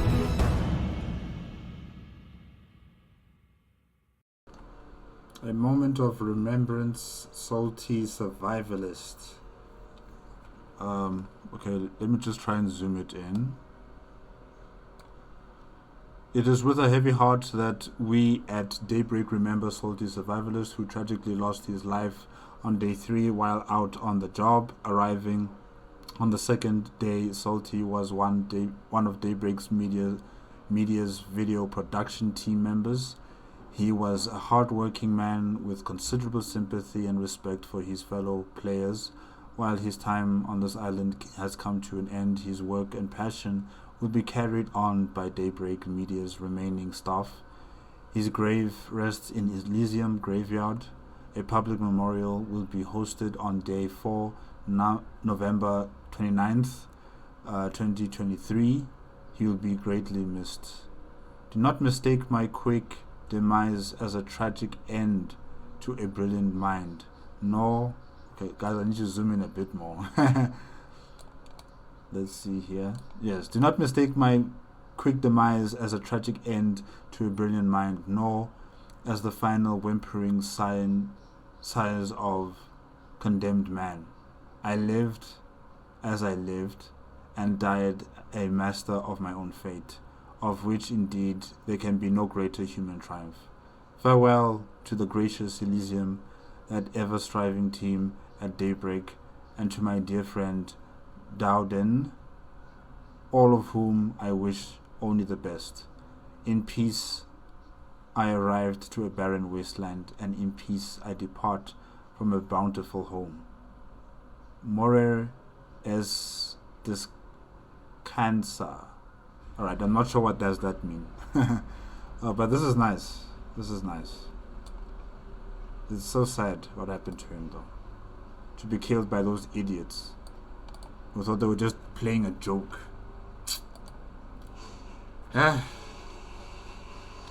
As he was exploring and recovering information for our group, a tragic accident with a stalagmite. He died tragically. This is sad. It's a sad day for Daybreak.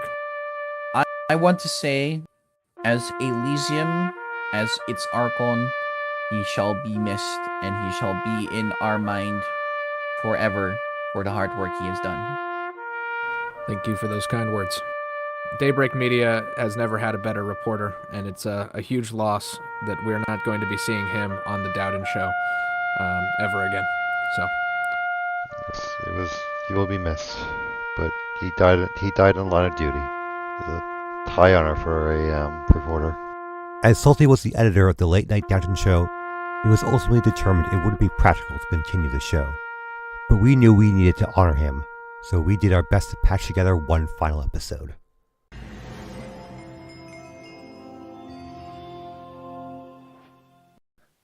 Hello everybody and welcome to the Late Dowden show.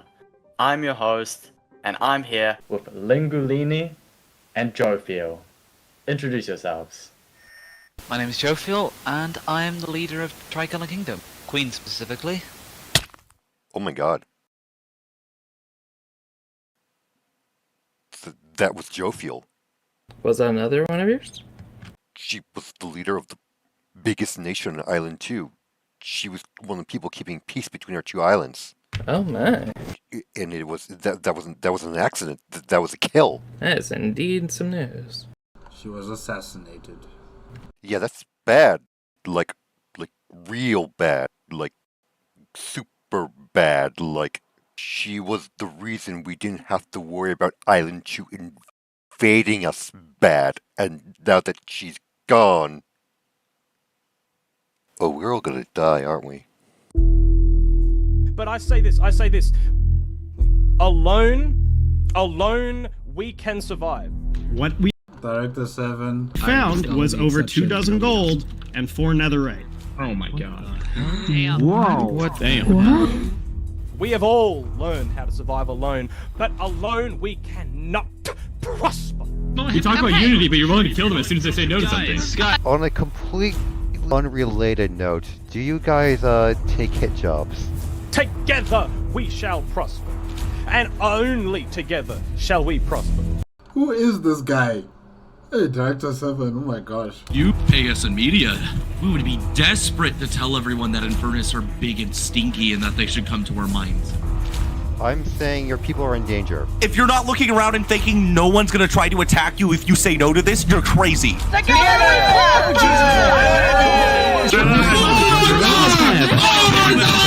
This can go really bad if you f this up, so don't f it up. Is there nothing that separates man from his fellow but their experience? Is the place you are born, is the language you speak, the culture you have? No. Is that something dependent on who you are? I say no.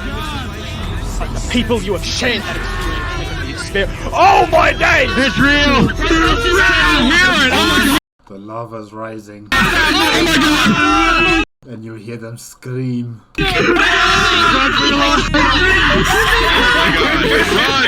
Oh my god! Wait. Hear me out. We plan a wedding and then use it for advertising. Did anybody want to volunteer? You look nice, Lianam.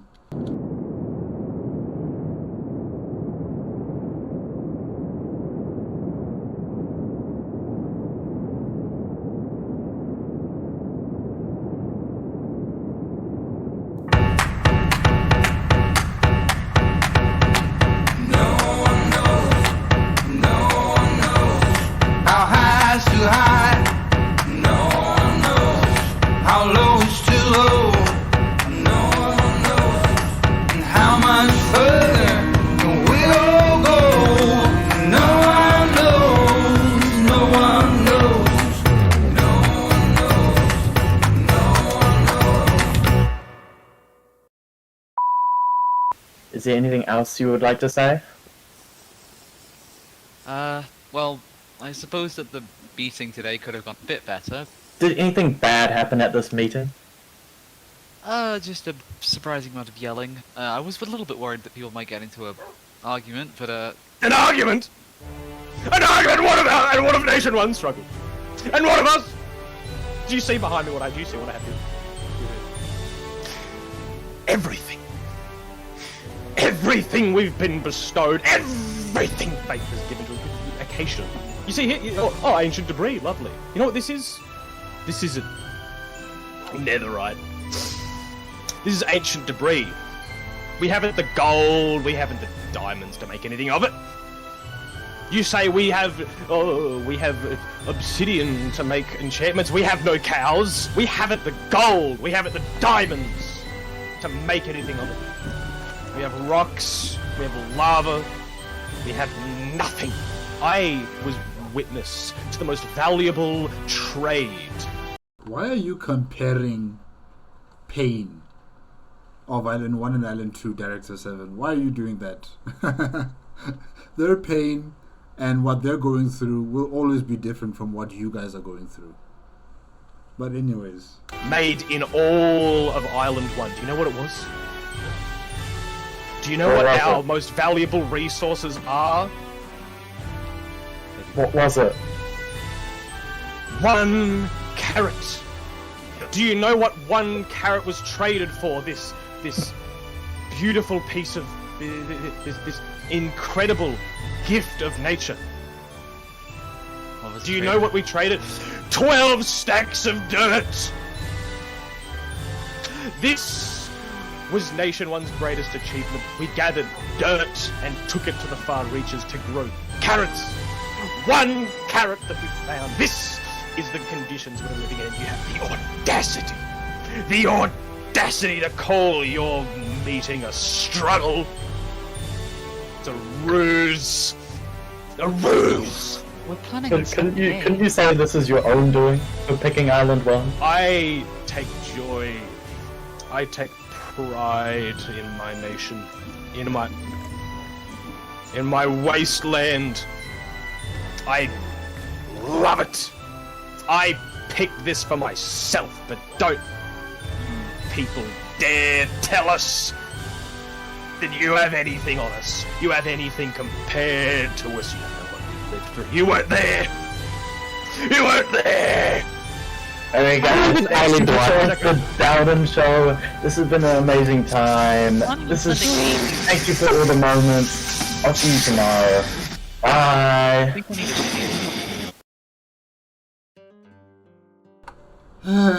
Hey, Director 7. Alright, guys. Yeah, that is it with hold on, guys. Hold on. Yes, guys, that is it with We Built a News Empire in Ish's Rich and Poor 1000 player Minecraft Civilization, made on the Lianam YouTube channel, requested by Introverted PPL. Yes. Wow.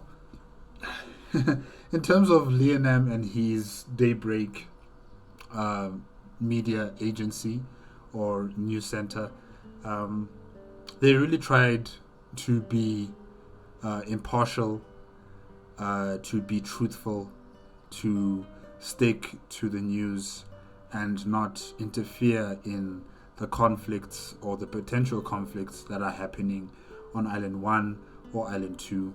And they spread themselves with a very reliable network of correspondence on both islands. And I just wish they were a bit more proactive in terms of giving out the news to the people. And also don't be afraid to tell the truth. No matter what.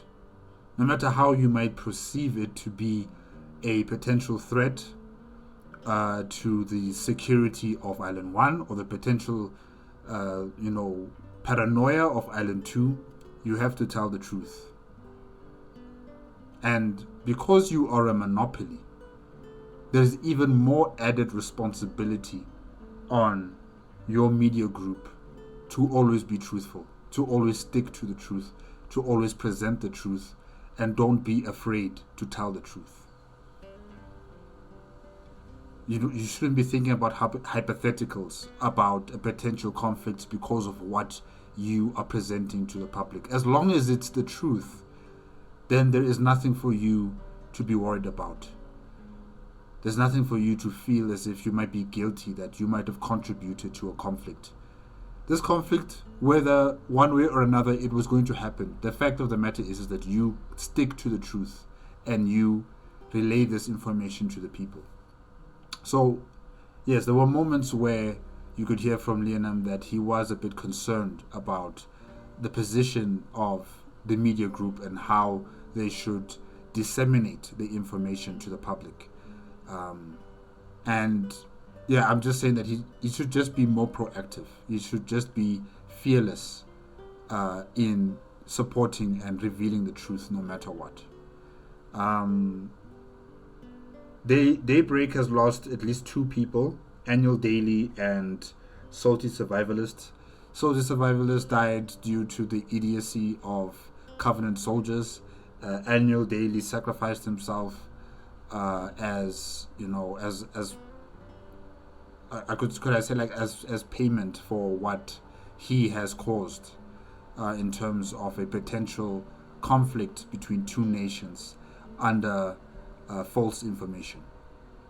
So yeah, Daybreak has had some mistakes and also had some tragedies happen to the media group, but they are still united in giving out information to the people, like the slabs that were used to make sure that the scalding water does not affect the people who live on Island 1. That's very vital and important information that I'm glad that they spread across Island 1, and hopefully it helped out a lot of people who live near the water, to make sure that the water does not affect them and they're able to create their farming communities, they're able to create their infrastructure on the water as well.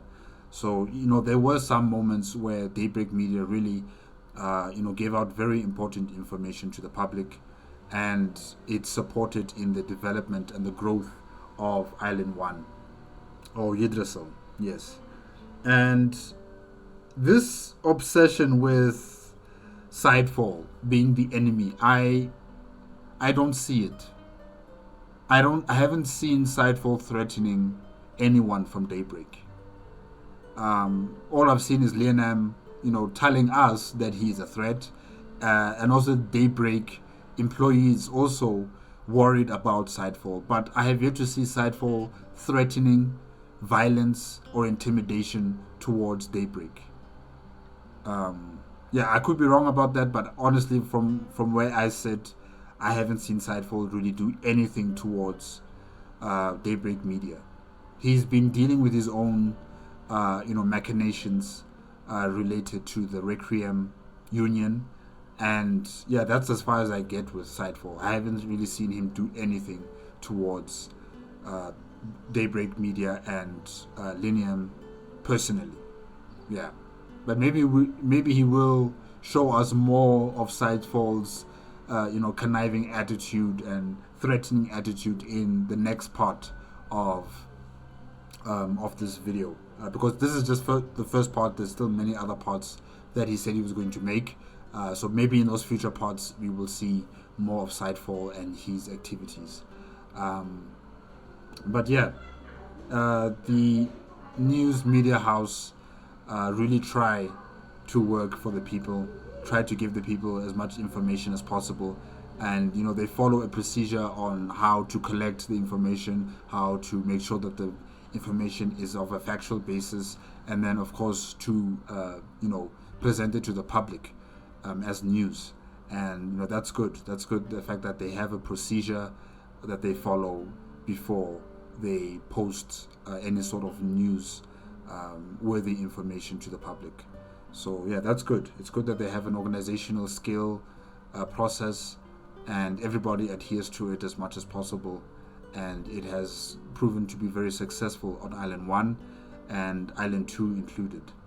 And the fact that they also work with other media houses on Island 2, when you think about Streambird, is also very good, because with their monopoly they could have just not cared about Streambird or Ish Onion. They could have not cared about these two media houses and just continue to do as they please on Island 1 and Island 2, but they've decided to cooperate, work with them, and it has benefited all three media houses very well, I would believe. Yes. And yeah, I guess that is it with We Built a News Empire in Ish's Rich and Poor 1000 player Minecraft civilization. Thank you again to Lianam for creating this video. It's been very entertaining. And I also got to see the King and Queen of Infernus, which really, I think that is also one of the highlights of this video, that I got to see more of this community of only 45 people. Only 45 people, very small, very tight-knit community, but they trusted their queen, they loved their queen, they loved their king, they trusted their king, and yeah, it was good to see them.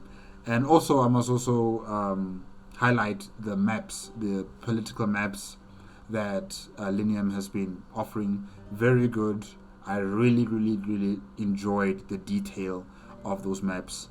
It just gives me a more understanding on the positioning of the different nations, the positioning of the different characters, or should I say players, and how the story connects to each other in all different paths and all different scenarios. So yes, thank you for putting effort into the map.